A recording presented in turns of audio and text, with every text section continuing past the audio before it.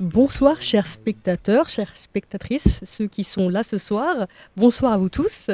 Vous êtes bien sur REC, votre média d'université Gustave Eiffel, et il est 19h passé de 13 minutes. Voilà, un petit peu de retard. Bonsoir Nathan.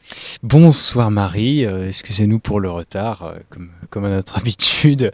Merci de nous retrouver sur Twitch en direct ce soir, ou plus tard en replay sur les plateformes de podcast ou sur YouTube. Je vous souhaite de passer un très bon moment en compagnie de l'association REC et bien sûr il y a quelqu'un qui vient de perturber le live. Avec tous nos magnifiques chroniqueurs. Bonsoir Epainette, Ryan et Aïssé. Bonsoir à tous. Bonsoir à tous, bonsoir le plateau. Qu'est-ce que vous nous proposez ce soir ? Alors, je crois que je vais laisser Aïssé commencer. Ce sera comme à son habitude des proverbes, je pense bien. C'est ça, des proverbes et des expressions. Du coup, moi, dans ma langue maternelle, en turc, nous avons aujourd'hui Ryan qui pourra nous présenter des proverbes et expressions en arabe. Et comme d'habitude, on essaye bien évidemment d'en découler toute la métaphore et de transmettre tout ce qui est en langue originale, bien sûr. Donc je commence, je fais d'une part, je commence en turc et puis après je vous fais la description en français. Donc, ağaç ne kadar uzarsa balta Attends, qu'est-ce que dibinde- tu as commencé la chronique là ? Bah oui. Mais on Ah non, fait juste la présentation des personnes là, s'il te plaît. Excusez-moi, à chaque fois je pars en Mais automatique. c'est vrai que t'as pas le temps, hein. On n'a même pas eu le temps de dire bonsoir à Virginie. Bah, bonsoir à tous. Mais moi, ça ne me dérangeait pas, j'étais partie. Ah oui, non, mais, c'est non, mais pas, comme, comme d'habitude, on fait une introduction, on dit bonjour à tout le monde. Donc bonsoir Virginie, tu vas parler de Bonsoir. films ce soir ? Oui, c'est ça. Je vais vous parler de Mission Cléopâtre. Est-ce que vous l'avez vu ? Astérix ? Oui.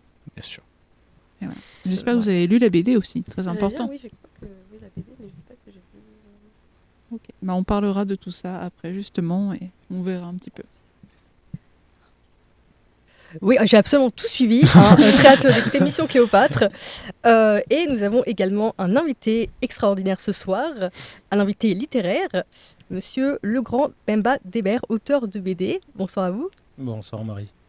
Alors, nous allons vous poser quelques petites questions, notamment durant 2 entretiens, et notamment des questions posées par Epainette qui va pouvoir conduire les entretiens. Effectivement, je suis très heureux de recevoir ici même Monsieur Legrand qui va nous parler de sa bande dessinée sur cette légende qu'est Soundiata Keita. Et je suis particulièrement heureux de le recevoir parce que la bande dessinée traite d'une figure emblématique assez peu connue ici, celle de Soundiata Keita. Et il faut noter que Monsieur Legrand était au Salon du Livre africain de Paris le week-end dernier.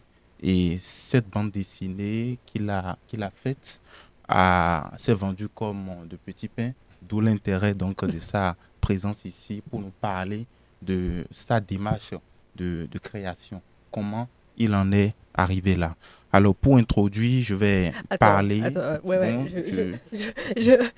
On va faire la partie entretien plus tard, mais je préfère juste reparler, juste pour dire que Nathan a proposé aussi une rubrique Actualité étudiante. Super.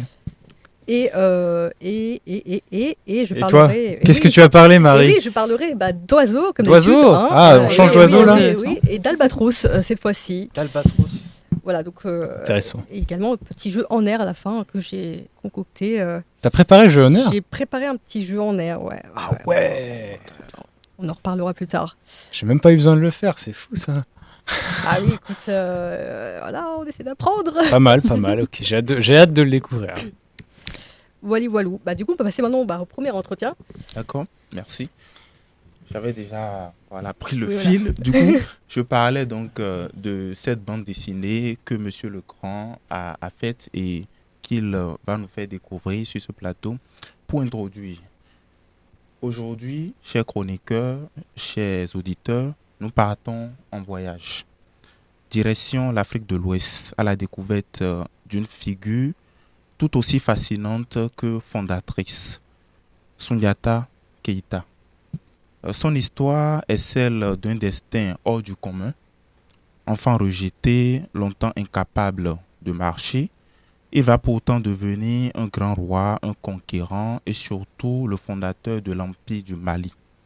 Une épopée transmise de génération en génération pendant des siècles par des griots entre histoire et légende. Et cette épopée, justement, notre invité l'a transformée en bande dessinée avec l'envie de la rendre accessible, vivante et visuelle pour un nouveau public. Alors, nous allons commencer tout de suite, mais bien avant d'aborder la bande dessinée, nous allons nous intéresser un peu à la vie de Monsieur Legrand. C'est vrai que les chroniqueurs ici sur ce plateau vous ont déjà salué. Je vous salue à nouveau, Monsieur Legrand, bienvenue. Merci. Nous sommes très heureux de vous recevoir sur REC. Nous allons nous intéresser un peu à votre parcours. Mais déjà, je voudrais vous demander si vous devez vous présenter à nos auditeurs. Qui est Monsieur Legrand? Bonjour à tous. Merci de me recevoir sur ce plateau. Je suis aussi Nous avons l'honneur. très honoré d'être parmi vous.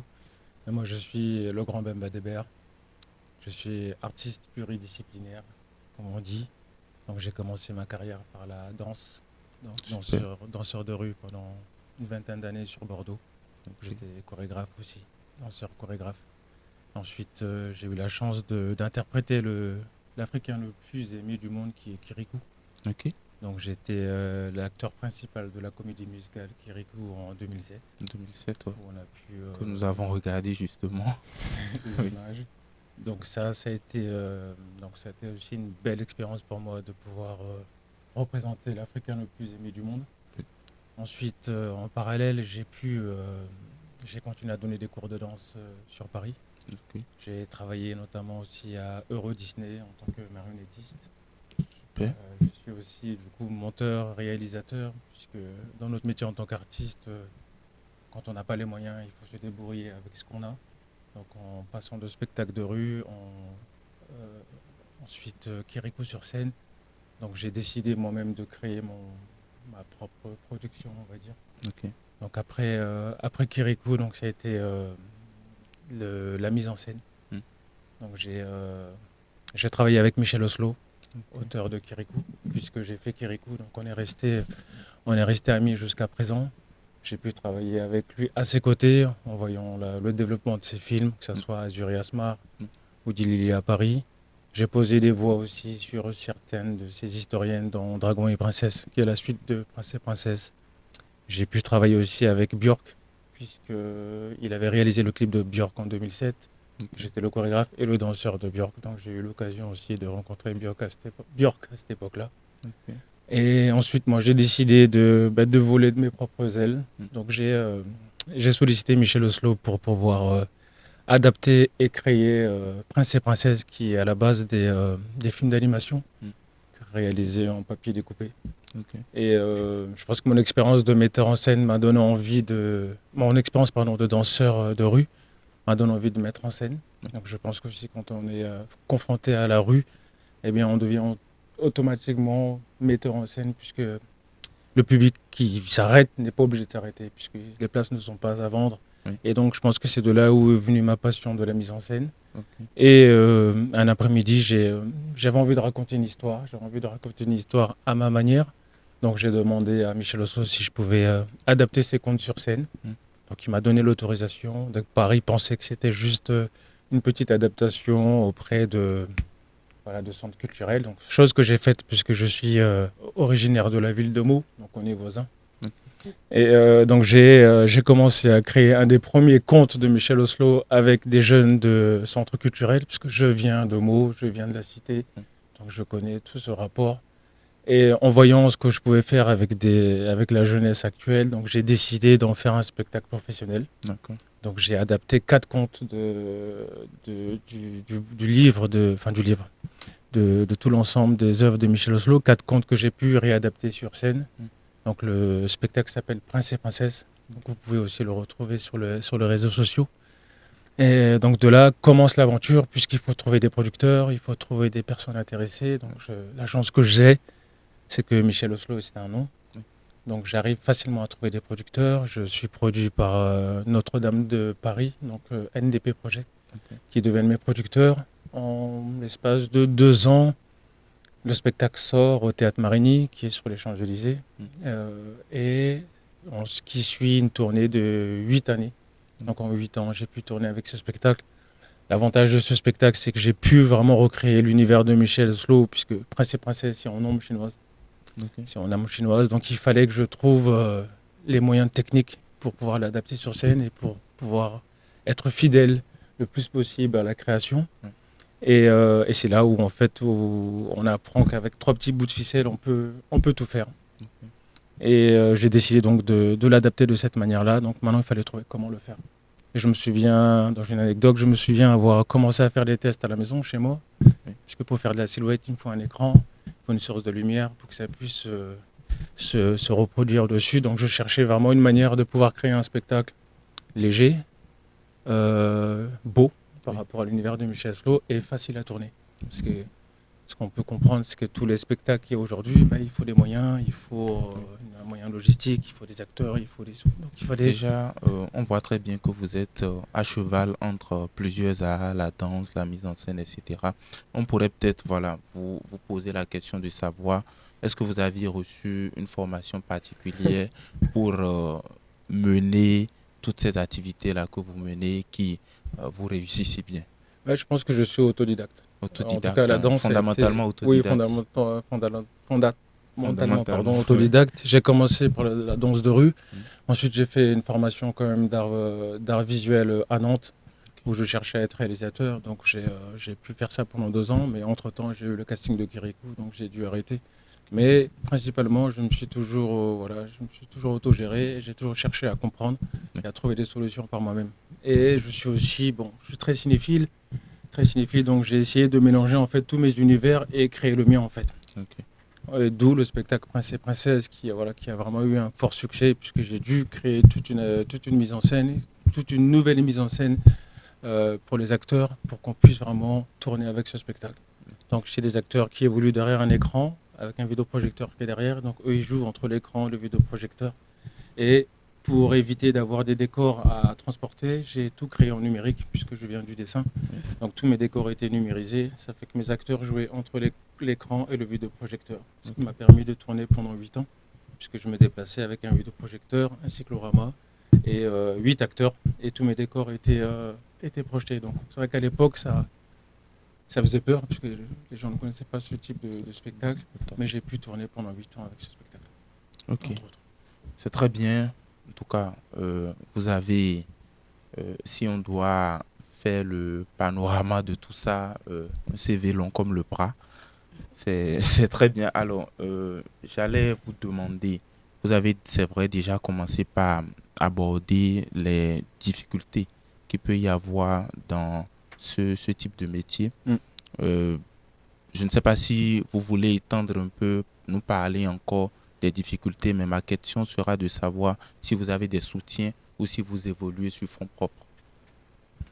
La question, en fait, ça dépend de ce qu'on va présenter. C'est vrai que quand on arrive avec des nouveaux projets, en tout cas en France, on est très frileux d'investir. Et c'est vrai qu'il faut aller chercher les producteurs, il faut arriver à les convaincre. Mais le temps de les convaincre, il peut passer des années, il peut passer des mois. Donc je ne suis pas quelqu'un qui attend en général. Donc je vais forcément faire cette partie-là où je vais aller faire des recherches. De l'autre côté, ce n'est pas mon métier, puisqu'il y a des personnes qui sont habilitées à aller chercher des fonds, à aller chercher autre chose. Moi, je suis vraiment un créateur, donc j'aime m'enfermer dans ma bulle. Mais à un moment, quand on veut défendre une idée, quand on veut vendre quelque chose, on est obligé d'aller un peu sur le terrain. Donc ça a été difficile pour moi, mais mon avantage, c'est toute mon expérience justement en tant que danseur, marionnettiste, monteur, réalisateur, qui m'a permis de créer un produit qui a fait que quand je suis arrivé devant le producteur, ils n'ont pas pu hésiter. Donc je pense que c'est toute l'expérience qu'on a, tout ce qu'on va vivre, on va penser que sur le moment, ça ne va pas nous apporter.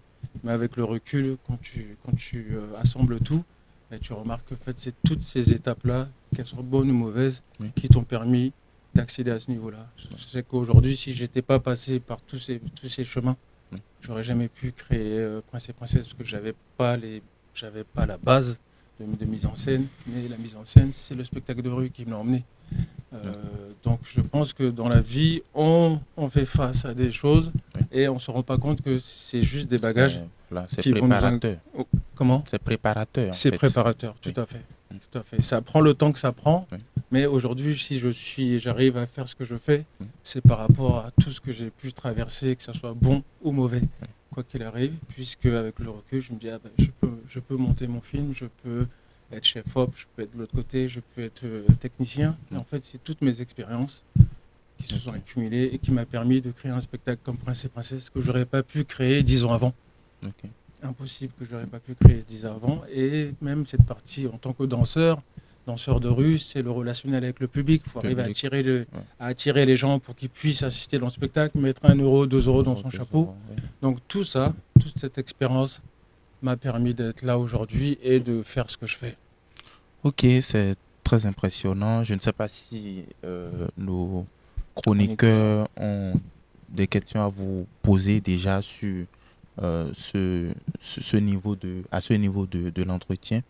Sinon, je pense que nous allons peut-être retourner la parole et revenir dans le deuxième entretien sur la bande dessinée proprement dite. En tout cas, c'est très inspirant, toute cette expérience et comment vous en êtes arrivé là. Enfin, je trouve que c'est impressionnant.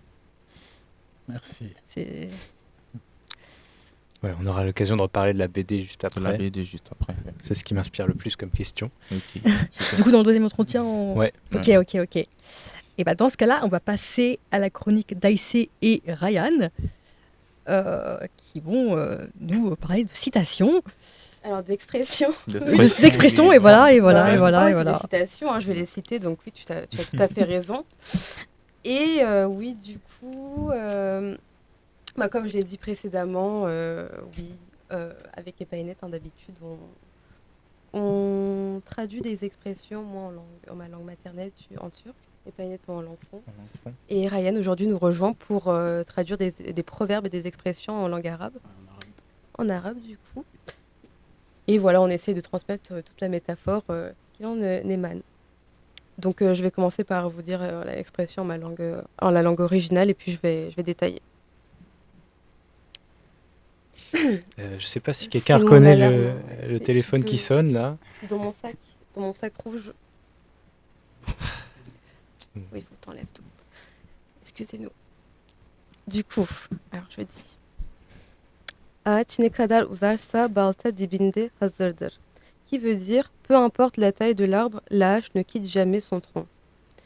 Donc ça fait référence au memento mori, souviens-toi que tu vas mourir. Souviens-toi que tu vas mourir. Oui.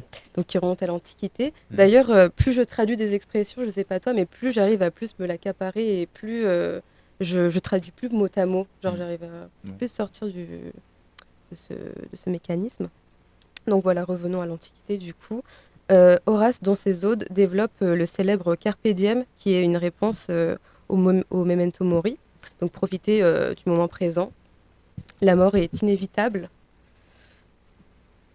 Sénèque, il insiste, on va aussi parler de Sénèque du coup, il insiste sur la familiarisation avec la mort. Penser à elle permet de mieux vivre. Là, on va faire un bond à la Renaissance, notamment avec Pierre de Ronsard qui a dit « Cueillez dès aujourd'hui les roses de la vie ». Dans la Renaissance, on a la peinture baroque de la nature morte, l'allégorie de la vie humaine avec la tête de mort, le sablier et je sais plus ce qu'il y avait à gauche, je crois des roses. Et voilà, symbole de la vanité humaine. Ensuite, pour la période classique, du coup, on a Blaise Pascal qui a dit « La pensée de la mort révèle la misère humaine et la fuite dans le divertissement ». Donc encore une autre conception de la mort et de la vie. Ça change complètement de Carpe diem pour le coup. Et avec Baudelaire, au XIXe siècle, on a dans Les Fleurs du Mal une contemplation de la laideur, donc des descriptions cadavériques, avec notamment la charogne, où un couple se balade et contemple le cadavre d'un animal mort. Et voilà.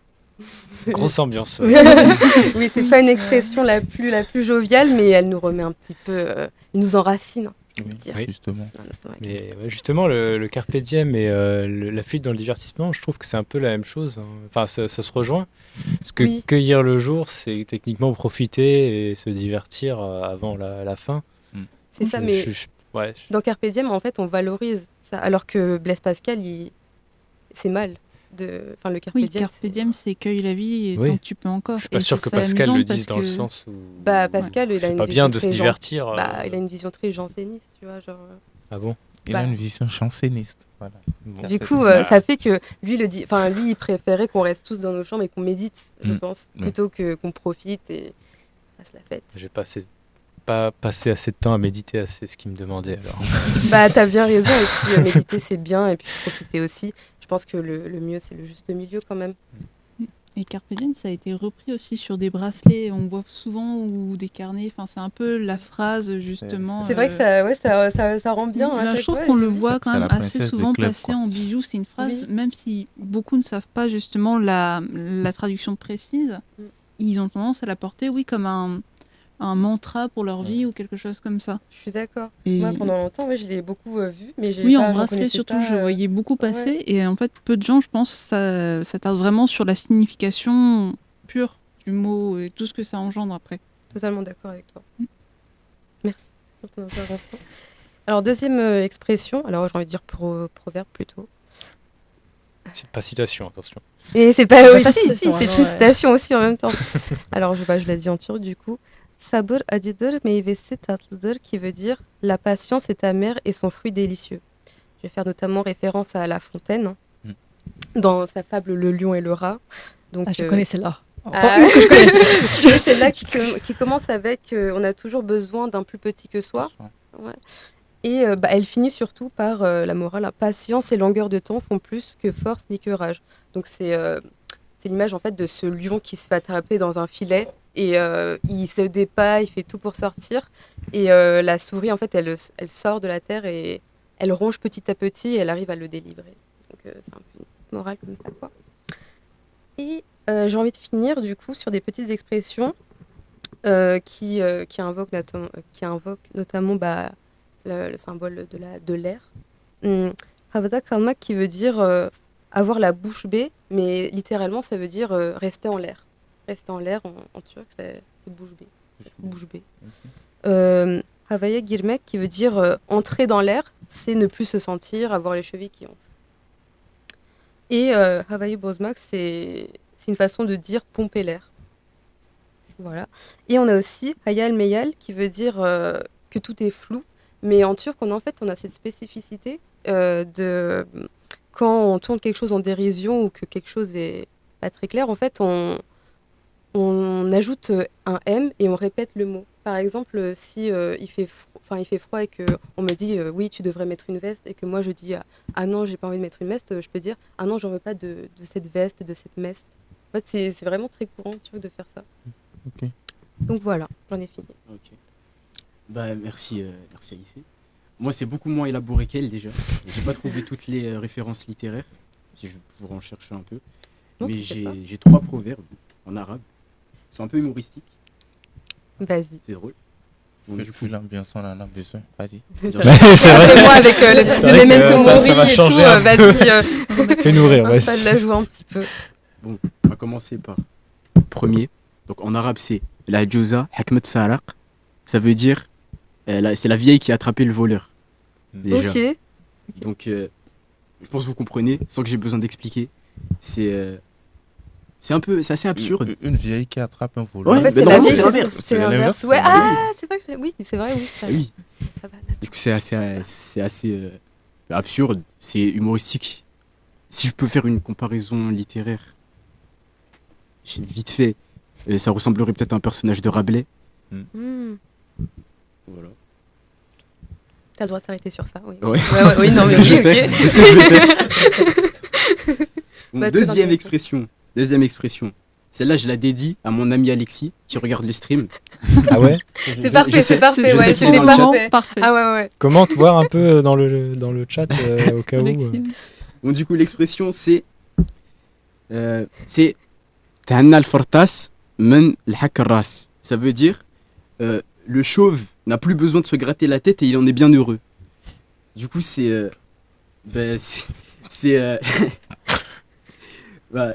vous comprenez, du coup, encore une fois. C'est Peut-être besoin de petites explications. une petite explication. Oui. Eh ben, Ouais. Ah oui, parce que les cheveux, ça donne envie de se gratter et que du coup, il en a plus. Et du Oui, coup, il a mais moins de c'est- soucis. Oui, mais c'est pas ça le truc principal. C'est genre, quoi qu'il t'arrive, il y a toujours un côté positif. Par exemple, si je te dis, fais-toi amputer le bras, t'auras plus besoin de te gratter. Genre, t'auras plus mal au poignet. C'est la même chose. Ok. Mais c'est quand même cette histoire de n'avoir plus de cheveux et du coup, non Ouais, non, mais ouais, si, ouais. C'est ça, c'est ça. Voilà, là, aucune comparaison littéraire, j'ai même pas cherché. Si je veux faire le mec chiant, les gens qui se font amputer, ils ont quand même des douleurs fantômes Oui, bon. qui peuvent être pires que les douleurs fantômes. Mais, Bah Oui, si, oui. c'est vrai. Bah, c'est tu vrai. verras, Après, on faut que ça Les personne. gars, ils Bon. doutent. mais oui, on comprend l'idée. Non, bien sûr. Bon. Dernière expression. D'ailleurs, ton pote a bien réagi dans le chat. Il a bien réagi. Il avait mon expression. Il a dit je suis là, oui, MDR. Mais fait du trop coup, rire est-ce la qu'il est Et il chauve met des petits Ah, messages. Non, non.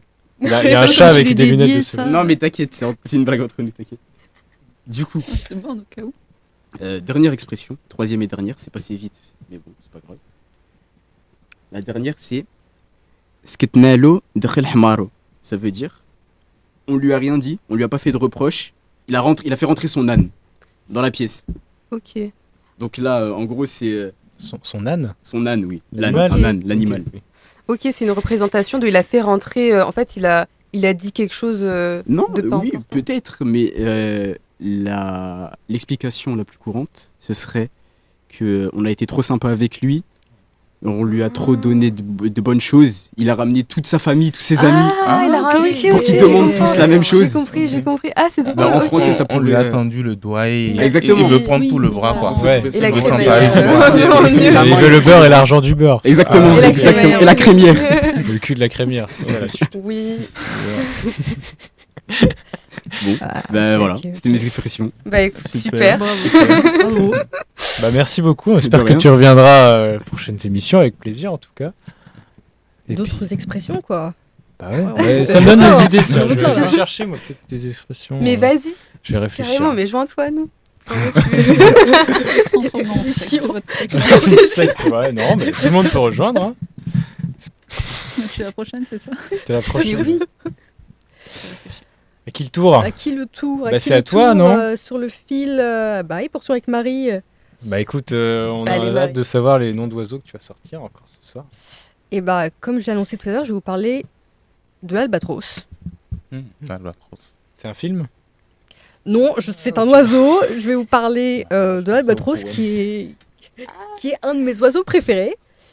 Cet oiseau marin aux ailes de géant l'empêchant de voler, comme le dirait Baudelaire. Voilà. J'ai J'ai il pensé à ça. voilà.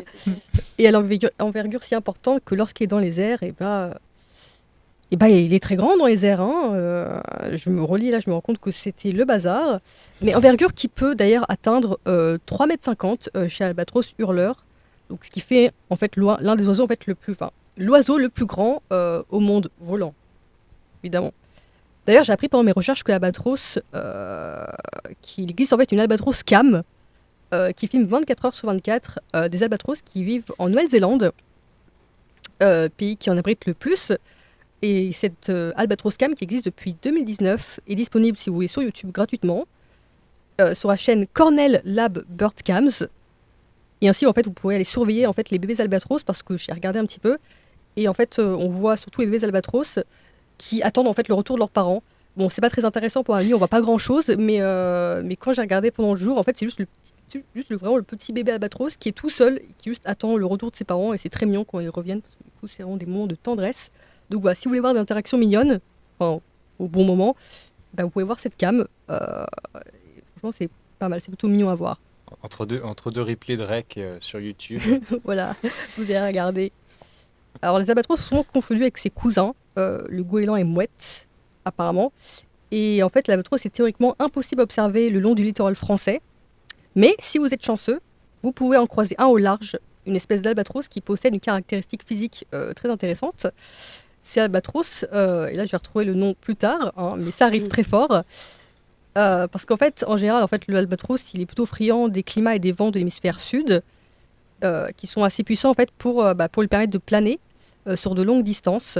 Mais apparemment, l'albatros en fait a pris l'habitude de voler au large des côtes bretonnes, en tout cas en décembre 2022, donc ça fait déjà un petit moment. Mais Guillaume Pruneau, qui est un bénévole de la LPO, Ligue de protection des oiseaux, LPO Bretagne évidemment, a eu la chance de filmer le vol d'un albatros à Sourcil Noir, près de la pointe du Vivier, à Quiberon. Alors, pour les férus de géographie, ça se situe au sud de Plouarnel, pour les connaisseurs. Voilà. C'est très précis. Oui, très précis. Dans le Morbihan. Voilà, je crois. Je suis très nulle en géographie, mais j'ai regardé et je crois que c'était par là. À vérifier, hein, parce que là, niveau géographie, je ne suis pas une valeur sûre. En tout cas, c'était un événement qui était exceptionnel, d'après le monsieur. Le passionné racontait, et je cite, « J'ai dû suivre cet oiseau sur près de 4 km, sous 90 km/h de vent, le perdant de vue de longs moments, derrière les vagues, et pas une fois, il n'a battu des ailes.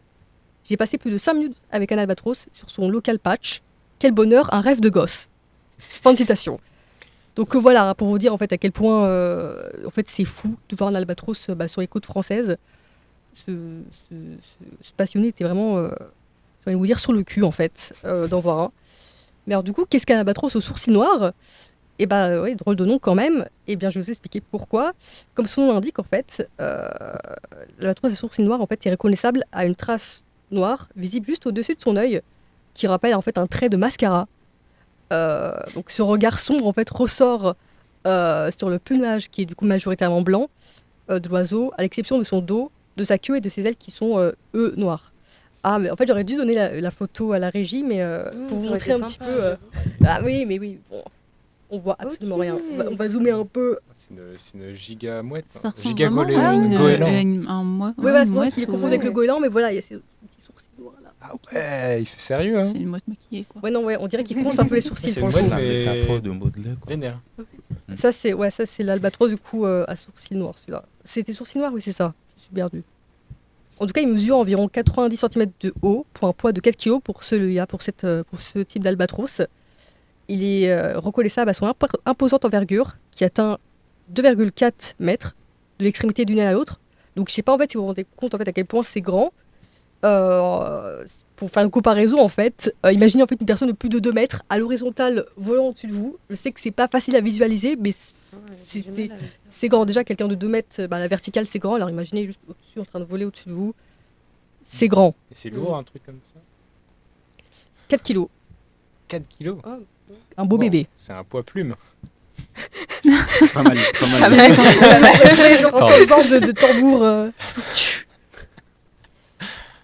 Habituellement, ces grands oiseaux marins vivent en colonie en période de reproduction, mais ils peuvent voler seuls le reste de l'année. Expliquant aussi, en fait, du coup, c'est la rencontre de cet oiseau au large des côtes bretonnes fin 2022. Mais cependant, en fait, observer un albatros à sourcils noirs en France reste toujours très rare. Et selon la Ligue de protection des oiseaux, ils précisent en fait qu'ils peuvent de manière très exceptionnelle voler près de la Bretagne ou dans les eaux de l'hémisphère nord. Mais c'est loin, loin dans la mer. Il faut vraiment être sur un bateau au milieu de nulle part pour pouvoir les voir. Mais du coup, l'albatros, c'est un grand voyageur qui déploie ses immenses ailes pour parcourir de longues distances, qui privilégie des techniques de vol planées spéciales pour limiter l'emploi de leurs muscles et la dépense d'énergie. C'est d'ailleurs au décollage et à l'atterrissage en fait, que l'albatros dépense le plus d'énergie que durant le vol lui-même. Pour vous dire... J'avais jamais entendu de décollage pour un oiseau. Ah bah écoute, le Wikipédia dit décollage, ça m'a fait bien rire. Mais pour décoller, en fait, les albatros sont obligés de courir afin de permettre à suffisamment d'air de se déplacer sur leurs ailes et ainsi créer de la portance. Qui est- Ouais. Je vois ce que c'est. Ils ont inventé les avions, en fait. Mais c'est ce que je veux dire, on se moque, mais c'est de ces êtres qu'on s'est inspiré pour les avions. etc. Ils ont copié les avions, c'est pas vrai. Non, c'est vrai, c'est dans ce Ils savaient sens-là. pas voler avant les avions. Bah, j'aurais une question pour un jeu en air concernant les avions. Oh, Donc c'est bien, on est dans le thème déjà. Mais l'importance, pour ceux qui ne connaissent pas, j'ai un petit peu regardé pour voir si on pouvait un petit peu vulgariser. Mais c'est la force qui permet à un objet de rester en l'air ou de s'élever. En gros, si on vulgarise. Donc au moment du décollage, il est ainsi obligé de courir contre le vent sur une grande distance en terre à plat. Mais il est plus facile pour lui de se laisser tomber en fait d'une hauteur, donc d'une falaise par exemple, si on a la possibilité, et ainsi avoir le vent et pouvoir s'élever dans les airs. Au niveau physionomique, du comment, du pourquoi l'albatros est capable de planer sans effort, En fait, son aile comprend un tendon au niveau de l'épaule, claque, qui bloque l'aile pendant que l'albatros plane, lui permettant de garder l'aile déployée à son maximum sans utiliser ses muscles. En fait, dès qu'il se lance dans les airs, en fait, il a juste à tenir sa pose de base un petit peu et il se laisse porter par le vent, quoi. Parce que du fait de la longueur de ses ailes, le vol battu est rapidement épuisant pour lui. Donc si en fait il commençait à battre des ailes, il serait trop vite fatigué et il tomberait en fait, s'il n'y a pas d'air. Donc pour cet oiseau qui, comme la grande majorité des oiseaux ayant une grande envergure, il utilise du coup les courants ascendants, la vitesse du vent et la résistance de l'air pour décoller et réaliser du vol plané. Il y avait aussi plein de termes techniques qui pour moi relevaient de l'aviation en rapport avec, avec l'albatros. Du coup ça, il y a vraiment, j'en parlerai juste plus tard, mais c'est plutôt impressionnant. Donc ceci explique en fait sa répartition dans les zones où les vents sont forts et le fait que les jours sans vent, en fait, on le trouve généralement en fait en train de flotter en fait sur l'eau, comme les canards quoi finalement. Et voilà, ses capacités exceptionnelles pour planer lui permettent d'exploiter les courants ascendants. J'ai une question, je sais pas si tu sais, mais quand il commence à décoller, combien de temps il peut rester dans l'air? Quand il commence à décoller, une fois qu'il a décollé, combien de temps il peut rester dans l'air comme ça sans reprendre de... Ou Bah, alors il peut rester... très longtemps, justement. J'aurai des petits chiffres à donner juste après par rapport à ça. Mais c'est impressionnant, tu vas voir. Mais pour gagner de l'altitude et gagner de la vitesse, et voler presque indéfiniment en plein entre les vagues, il utilise en fait un vol de gradient.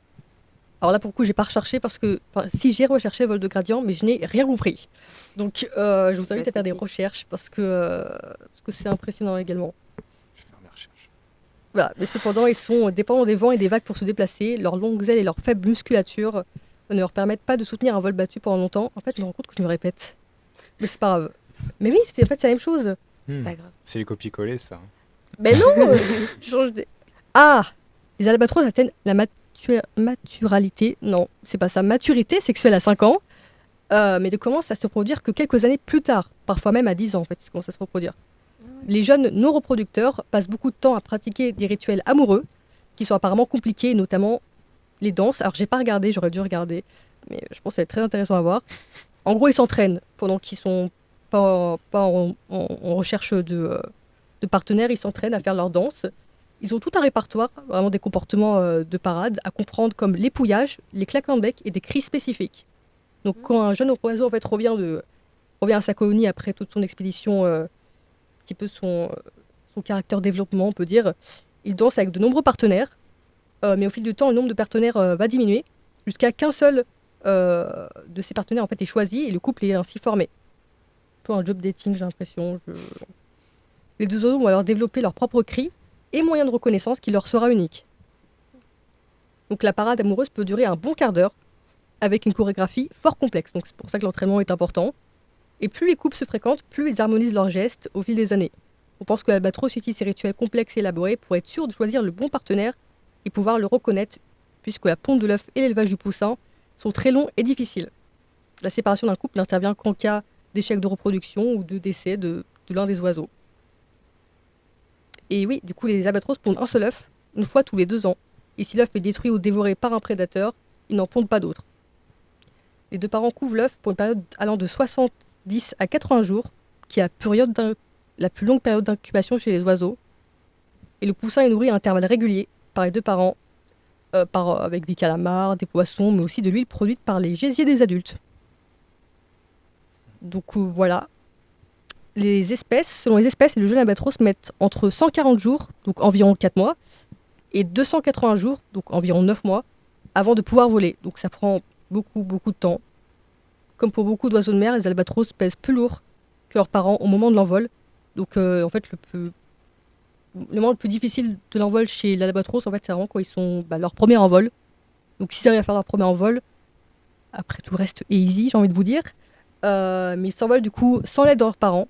Et une fois qu'ils ont quitté leur nid, ils errent en mer pendant plusieurs années. Donc on pense pour leur un petit peu caractère développement, pour apprendre tous les parades amoureux et un petit peu avoir leur vie de célibataire. Du coup, là, j'ai quelques chiffres à vous donner sur l'albatros. 80%. 80%, c'est le temps où là, les albatros passent plus de 80% de leur vie en mer. Leur passage sur Terre sert essentiellement à la reproduction d'espèces. Où vraiment, ils passent leur vie en train de voler en mer ou dans la mer en train de flotter. 46 jours, tiens, c'est ce dont on voulait parler tout à l'heure. 46 jours. En 2004, une étude a montré que l'oiseau le plus rapide a parcouru 22 545 km en seulement 46 jours sans repos. Donc vraiment du full vol. Dingue. Donc pour vous donner une idée, 22 000 km, c'est à peu près la distance entre la France et la Nouvelle-Zélande. En fait, cet albatros a parcouru plus de la moitié de la planète sans repos. C'est fou. Tranquille. Voilà, donc... Sans boire, sans manger. Ça c'est... Sans regarder de série Ah oui, c'est vrai, ça, comment il a fait? Ouais, j'avoue, sans De boire. se nourrir quand même. Sans se nourrir, attends, c'est vrai ça. Il était Que tout sec sans en arrivant. Sans pause, C'est waouh. vrai, attends, C'est fou comme Bah, chiffre, il se quand met en même. mode là. pilotage automatique, je sais pas. Il ouvre la bouche et il récupère des poissons qui sautent. Et oui, dans l'air. Ouais, il peut, genre, ouais, peut-être il peut faire ses ou- piquets et prendre à manger après remonter. On sait pas, en tout cas, c'était un oiseau qui a été pucé, donc ils ont eu l'info. Après, ça c'était en 2004, ça se trouve, le record a été battu. Peut-être qu'il y avait un Burger King sur le bord du truc, là, il s'est arrêté. Sans se poser. Bah écoute, impressionnant. 70 ans, c'est le plus vieil albatros jamais bagué. Avec un taux de reproduction faible et beaucoup d'efforts déployés pour élever le petit, les albatros choisissent qu'un unique partenaire pour toute la vie. Et 70 ans, c'est quand même assez long. Pour un Comme oiseau, oui, pour un ouais, oiseau, carrément. Oh la vache. apparemment aussi, les perroquets vivent longtemps. Donc bon, rien à voir avec l'albatros, hein, mais Est-ce qu'il était tout gris à la fin? C'est un moment. Pardon, mais je sais pas. Je dois te poser des questions quand Ça me même. fait rire. je n'ai pas réponse à ta Pas des question. Et je voulais finir du coup avec... Ah non, c'est du coup pas des légendes, j'ai pas trouvé les légendes en rapport avec l'albatros, mais une expression anglophone qui évoque l'albatros, l'expression... Ah oui, en plus on est dans l'expression du coup, voilà, on revient dans les expressions. Alors attention, c'est de l'anglais du coup, mon accent n'est pas forcément ouf. An albatross around my neck. Je vais vous le traduire en français parce que voilà.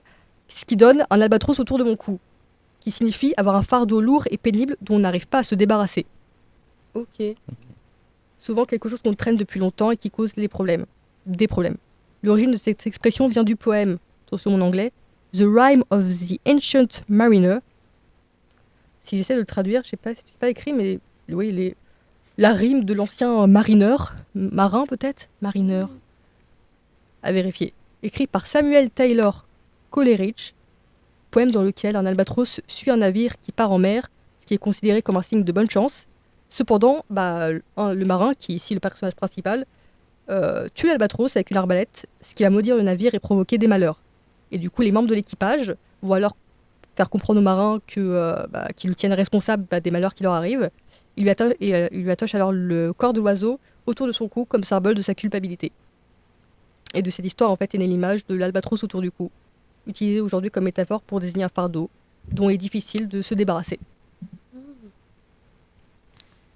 Ok. Ok. Eh ben, Merci encore une beaucoup, bonne ambiance. Marie. Merci beaucoup, Marie. Ouais. Ça finit sur une note Un long voyage, mais hein. Ah, très bien. petite expression. Si j'ai envie de me risquer sur le vol de gradient, apparemment c'est quand tu as deux masses d'air qui sont dans deux sens opposés et l'oiseau il vole sur une masse dans un sens, il remonte et il repart dans la masse dans l'autre sens et ensuite il gagne plein de vitesse comme ça, il refait la boucle dans l'autre sens et il fait des boucles en fait entre les deux sens de l'air. Et ça, Ok. à chaque fois ça le pousse. Impressionnant. Et c'est drôle parce que dans la description, c'est marqué soit utilisé par les oiseaux, soit par des planeurs radiocommandés. Ok. De là ou l'autre. Je vois juste ces Ah, deux ça doit- options. C'est peut-être cet effet de température qui change.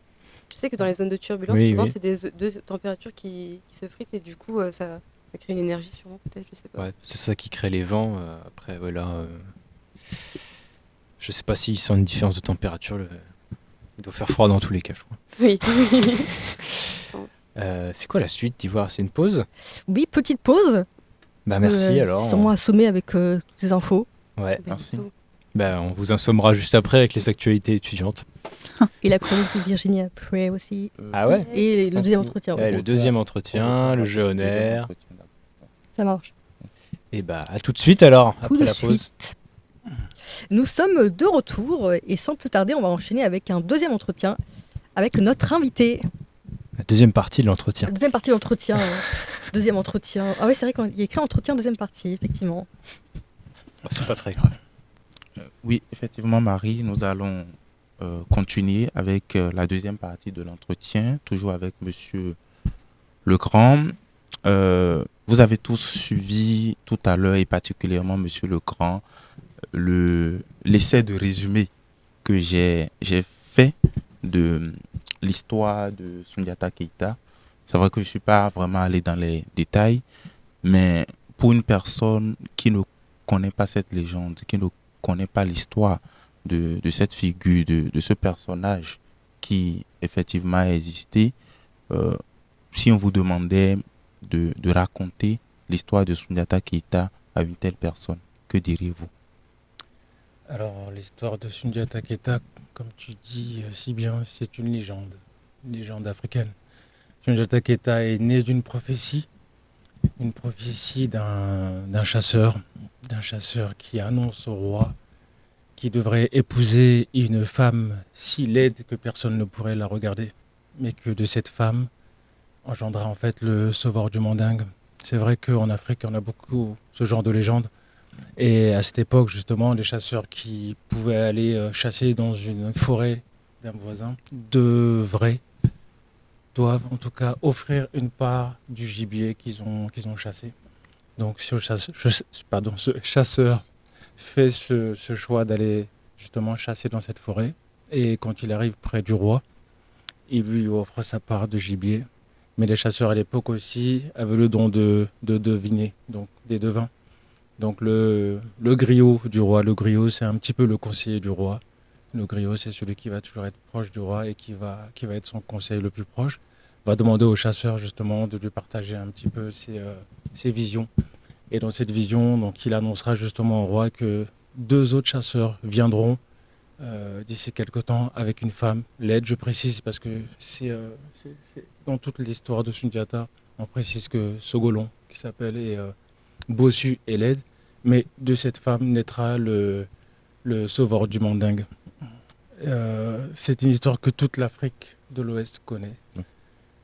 C'est une histoire aussi qu'on apprend dans les écoles. Dans les écoles comme nous, avec certaines histoires comme les Baudelaire ou autres, où on va leur apprendre à connaître l'histoire de Soundiata. Et moi, c'est une histoire qui m'a profondément touché, puisque cet enfant Soundiata va naître infirme.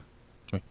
Donc, pendant longtemps, il n'a pas pu marcher. La prophétie, on lui annonce qu'il va devenir un grand roi, mais finalement, il va naître infirme. Et son histoire est un petit peu parallèle à la mienne, puisque je ne sais pas si je suis né infirme, mais je suis né aussi avec un problème d'handicap aussi. J'ai mis du temps à marcher.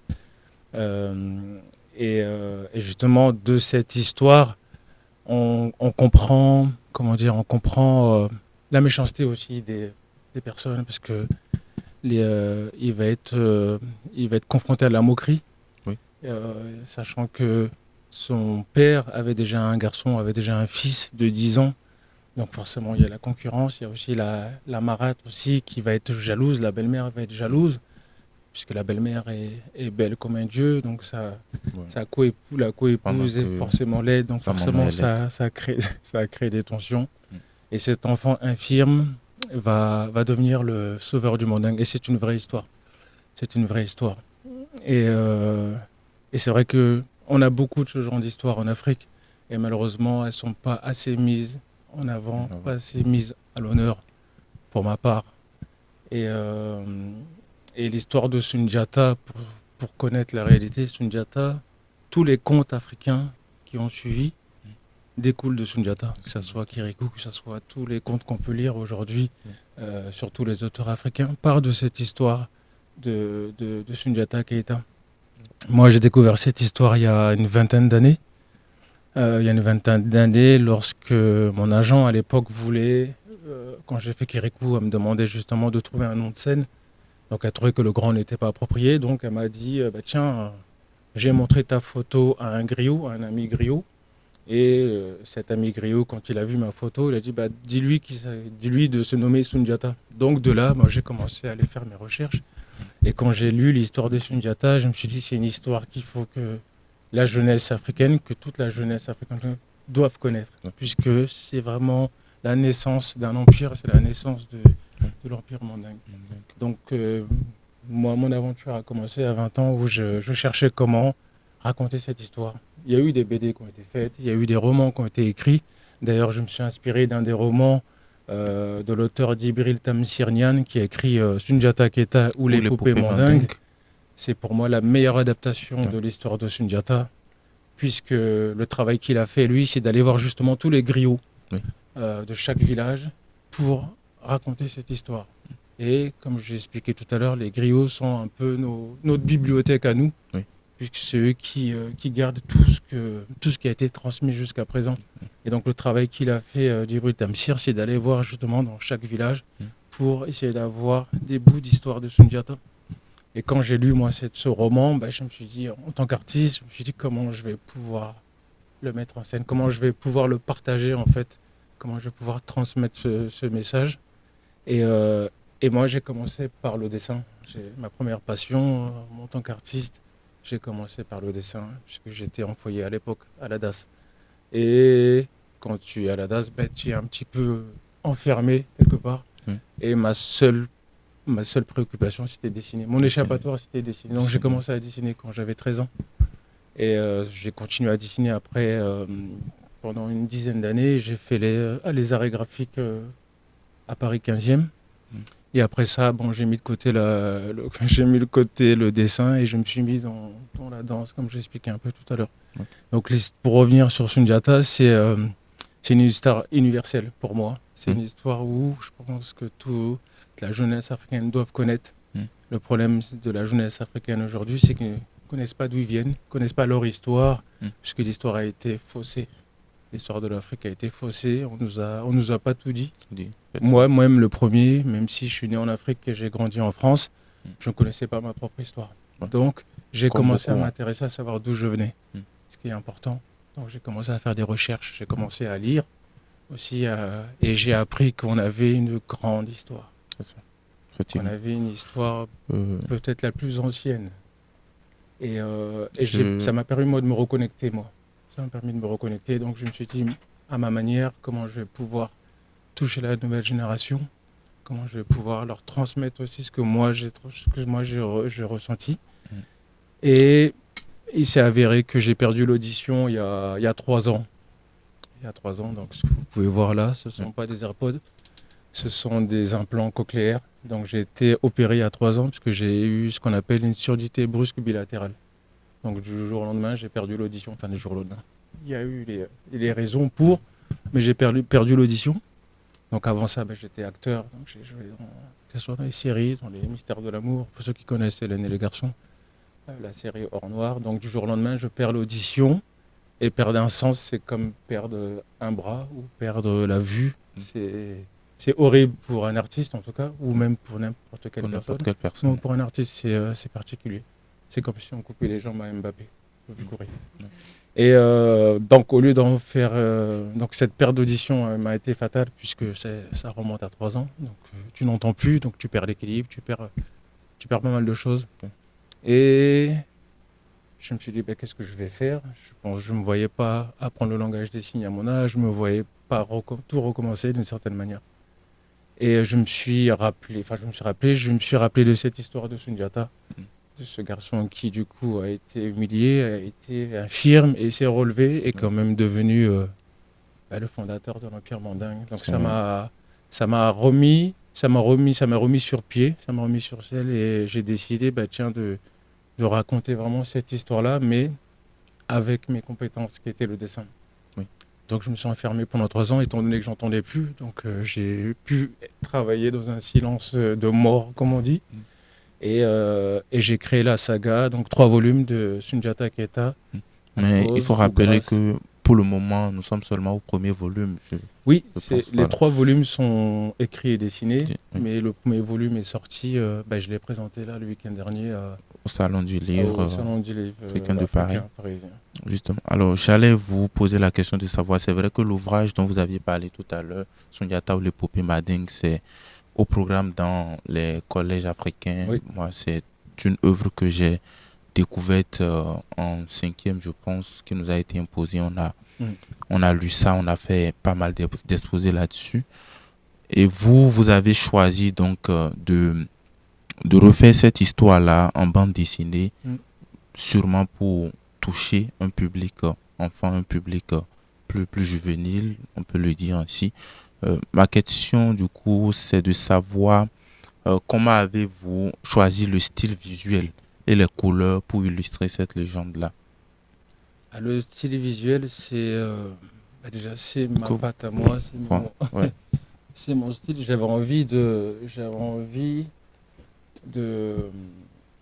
qu'on puisse se retrouver en tant qu'aussi africain au niveau des traits, au niveau de la forme du nez, au niveau du visage. Parce que c'est vrai que bon, j'ai pu voir des animaux. On va voir par exemple les créateurs, les mangaka, ceux qui créent des mangas. Si vous regardez bien, ils dessinent pas des Japonais ou des personnes asiatiques, ils dessinent en général des Européens. Donc c'est comme s'ils s'identifiaient pas. Et moi, j'ai rarement vu de bande dessinée où justement, en tant qu'Africain, on pouvait se retrouver en termes de traits. Donc mon style, c'est vraiment un style réaliste. Donc à partir de photos, à partir de portraits, à partir de rôles, je vais m'inspirer des traits, des vrais traits des traits négroïdes, comme on dit, qu'on peut retrouver pour que chaque lecteur africain, c'est ouvert bien sûr à tous les lecteurs et les lectrices, mais je m'intéresse principalement à la jeunesse africaine pour qu'ils puissent s'identifier. Parce qu'on a très peu d'œuvres où nous, malheureusement, les Africains, on peut s'identifier. Très peu de films, très peu de choses où ça va être réadapté par d'autres personnes qui ne sont pas africains. Mais si tu n'es pas africain, si tu n'as pas vécu en Afrique, si tu ne connais pas l'Afrique elle-même, tu ne pourras jamais le retranscrire comme il faut. Donc, il faut faire une recherche. Donc, c'est ce que j'ai fait, même si, comme j'ai expliqué, j'ai grandi principalement en France. Mais j'ai commencé à m'intéresser vraiment à l'Afrique à partir du moment où moi, j'avais besoin de savoir d'où je venais. Et c'est là que j'ai vraiment compris qu'on avait de belles histoires, qu'on avait des universités, que les plus grands philosophes sont venus étudier en Afrique, que les plus grands les scientifiques sont venus étudier en Afrique. Et ça, malheureusement, l'histoire nous l'a caché. Me l'a caché, moi, personnellement. Et je l'ai découvert justement quand j'étais sur Kirikou.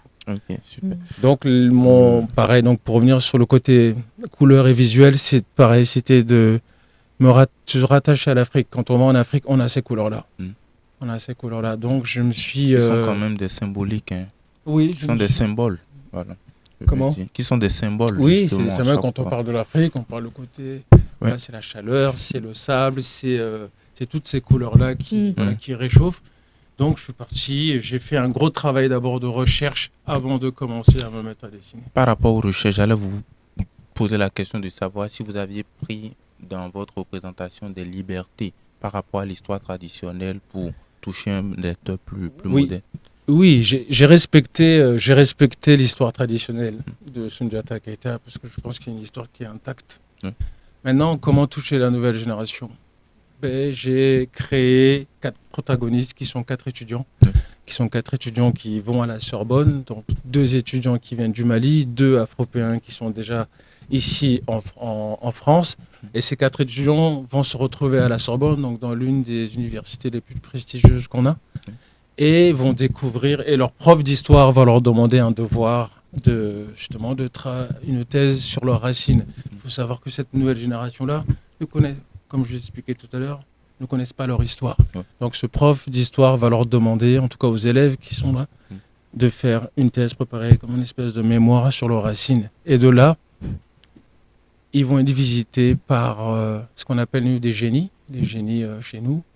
Ces 2 étudiants, ces 4 étudiants vont être visités la nuit pendant leur sommeil, pas des génies, qui vont leur annoncer, puisque c'est les 2 meilleurs amis, Malik Keita et Manfila Kanté sont 2 meilleurs amis qui grandissent ensemble au Mali et qui ont ce rêve d'aller en Europe. Ce rêve d'aller en Europe, c'est le rêve de tous les Africains. La plupart des Africains souhaitent venir en Europe ou en Occident, parce que pour eux, c'est le rêve américain. Sauf que le vrai rêve américain pour moi, c'est de connaître déjà d'où on est, parce qu'on a énormément de richesses en Afrique. Donc ces jeunes vont arriver à la Sorbonne et ils vont être visités par ces génies les premières nuits. Et ces génies vont leur dire que vous ne pouvez plus être amis, puisque vos descendants directs sont des ennemis jurés. Voilà. Donc l'histoire que j'ai rajoutée en plus, le côté un peu fiction, c'est ces deux amis-là qui vont être confrontés à faire un choix, garder leur amitié ou suivre encore ce que nos anciens disaient. C'est leurs erreurs, c'est pas les nôtres, c'est pas les leurs. Donc c'est à eux de faire le choix. Donc, fan un peu de Stranger Things et tout ça, donc j'ai créé un portail temporel dans l'université, et à travers ce portail temporel, ils vont retourner dans le temps, dans les années 1235 où Sundiata est né, et vont, à travers comme une espèce de miroir, de vitre, vont vivre un peu ce qui s'est passé, cette bataille, ce conflit intergénérationnel, ce conflit qui, du coup, reste encore dans les mémoires chez nous en Afrique. C'est des stigmates qui sont encore là. En fait. Ils sont là, oui, effectivement. Donc, c'est le message que j'essaie de passer à travers cette bande dessinée, c'est savoir déjà d'où tu es. C'est important de savoir d'où tu es et surtout que tu as le choix maintenant. Tu as le choix de suivre ce que notre époque a créé. Et on peut modifier aussi notre destinée. Et c'est ce qu'on va redécouvrir dans ce livre. Mais je respecte toute l'historique de Sundiata. L'histoire de Sundiata, elle est intacte. Ce que j'ai rajouté autour, c'est ces 4 jeunes qui sont un peu comme nous tous, un peu comme vous tous, qui sont sur les réseaux sociaux, mais qui vont être confrontés à faire un retour dans le temps pour faire une analyse et faire un choix. Ok. Ouais, donc votre chute m'amène à introduire que oui, effectivement, on a comme l'impression, déjà l'histoire de Sundiata, c'est une histoire de résilience. Oui. De résilience. Et quand on lit l'histoire, on peut comprendre qu'il y a une sorte de diatribe faite contre le déterminisme. On peut travailler, on peut lutter, on peut se battre, n'est-ce pas, pour modifier son destin. C'est ça.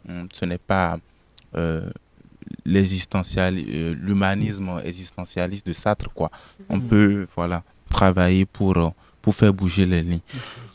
Ma dernière question, du coup, puisque vous avez anticipé sur toutes les questions que j'avais, c'était... Je suis désolé. J'ai été, on va dire, au chômage. Parce que j'allais vous relancer sur certaines questions auxquelles vous avez déjà donné des réponses. Du coup, la dernière sera juste de savoir quelle émotion souhaitiez-vous que vos lecteurs ressentent à la lecture de votre bande dessinée. Ce sera la dernière question du coup. Et si vous avez un mot de la fin, vous profitez en même temps pour le dire. Et voilà. Quelle émotion j'ai. Je souhaite que les lecteurs et les lectrices puissent se mettre autant à la place de Malik, de Manfila, de Brianna que de Elijah, autant à la place aussi du professeur qui va prendre cette initiative aussi de pouvoir encourager ses élèves à pouvoir savoir d'où ils viennent, se mettre aussi à la place de ces héros qui disparus, que ce soit Sundiata Keita et Soumaoro Kanté. Parce que quand on lit l'histoire, on peut croire que Sundiata Keita est le héros. D'accord. Mais quand on va dans la profondeur, Soumaoro Kanté, qui est traité comme l'ennemi et le mauvais, si on connaît son histoire, c'est peut-être lui le héros. Puisque le conflit est parti du fait que à l'époque, il y avait plusieurs clans. Oui. Voilà, plusieurs clans. Chaque clan avait son roi. Mais ils arrivaient quand même à vivre ensemble. Ce qui s'est passé, c'est qu'il y a eu une invasion des marchands. D'accord. On les appelle les marchands qui traversaient. Et Soumaoro Kanté expliquait du coup aux autres rois en disant qu'il ne faut pas traiter avec eux puisqu'ils vont nous déposséder de ce que nous avons. Ils vont nous enlever nos racines, nos croyances, etc. Parce que nous, les Africains, on a des croyances bien précises. On va appeler ça le vaudou. Aujourd'hui, le vaudou est stigmatisé. C'est alors que le vaudou est... J'ai mon avis sur le vaudou que je ne vais pas évoquer ici. Voilà, donc... Mais bon, Alors que ce sont des traditions, ce sont des religions. Et Soumaoro Kanté voulait préserver ça. Sauf que Soundiata Keita, lui, était beaucoup plus ouvert Oui. et a introduit l'islam, justement, Mm. parce que les marchands, c'était les Arabes qui arrivaient. Mm. Il a introduit l'islam. Le conflit est parti de là. Ouais. Quand on regarde aujourd'hui ce qui se passe, rien n'a changé, en fait. Bon, nous n'allons pas trop détailler cet aspect-là ici. Je suis allé trop vite en besogne. Pour conclure, je voudrais rappeler que votre bande dessinée, voilà, a été beaucoup vendue au Salon du Livre africain de Paris. Et vous n'avez pratiquement plus d'exemplaires, hein. Non. Voilà. Donc, c'est pour dire que c'est un livre très intéressant. Beaucoup de gens s'en sont déjà appropriés. Et vous allez peut-être nous dire le prix et où l'on peut retrouver cela dans les prochains jours. Et nous allons conclure On là. peut le retrouver sur le site, on pourra le trouver sur le site de Graines de Pensée. Ok. De Graines de Pensée, donc c'est ma maison d'édition à Lomé, Mm. en précommande Ok. aussi. Le prix est de 30 euros. Ok. Le prix est de 30 euros, c'est un format de 27 sur 23 et qui fait une centaine de pages. Ok. Donc là, le premier volume est sorti là, comme je dis, pour le salon du livre. Je pense que les deux autres suivront avant les fêtes. Ok. Avant les Voilà, fêtes, peut-être pour aussi essayer un peu. d'avoir un suivi, que ce ne soit pas trop... Il ne faut pas Trop tardif. faire Donc, trop je- attendre les lecteurs. Parce Ouais. que Donc- avoir tout l'engouement qu'il y a eu autour de ça au salon, je pense que beaucoup vont vous attendre. Oui, oui. En tout cas, je remercie toutes les personnes qui se sont intéressées à l'histoire de Soundiata au salon, parce que c'est vrai que c'est une légende, c'est une belle histoire, et je vous remercie de m'avoir reçu ici pour que je puisse parler du livre et partager ma passion aussi en tant qu'auteur et illustrateur. Merci. Merci beaucoup, Monsieur Legrand. Nous allons poursuivre Marie. Ouais. Bon, c'est avec plaisir qu'on vous reçoit en tout cas. Alors, Avec plaisir. Je ne sais pas si vous avez des questions. Hein. C'est Oui. vrai que, voilà. En même temps, j'ai... Non, mais je pense que Non, beaucoup de il sujets a ont été répondu, abordés. oui, il a c'était très répondu complet. Ouais. aux questions qu'on avait. Et on va passer maintenant aux actualités. Aux Aux actualités actualités étudiantes. de l'université, tu veux dire? Et oui. Waouh, et bah oui, il se passe des choses à l'université en ce moment.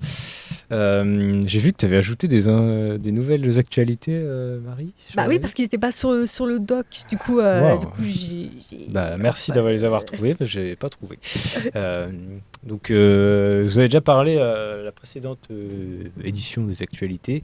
Donc, ce week-end, du 28 au 29 mars, auront lieu les 23 heures de la BD, organisées par l'association étudiante 803Z. Donc, le principe, c'est pendant tout le week-end, vous dormez pas. Vous êtes dans une salle et vous devez sortir une BD avec un thème imposé, avec une contrainte. Donc ça tombe bien avec le rapport d'être invité en BD. Tout ça en 23 heures, donc c'est le changement d'heure. C'est pour ça qu'il y a les 23 heures et les 25 heures de la BD. Donc tout le monde est bienvenu. Vous pouvez vous inscrire en équipe ou tout seul. Venir avec votre matériel ou avec du matériel fourni par l'association. Donc il me semble, je les avais contactés la dernière fois pour leur demander jusque quand c'était possible de s'inscrire. Généralement on peut s'inscrire jusqu'à la veille à leurs événements. Donc n'hésitez pas à retrouver plus d'informations sur leur compte Instagram 803z.mlv. Et avec REC on republie aussi, donc si vous êtes abonné à REC, n'hésitez pas à aller voir tout ce qu'on peut republier. Un événement que je connaissais pas du coup, la malterie en commun. T'as trouvé ça où, Marie? J'ai trouvé ça, c'est dans les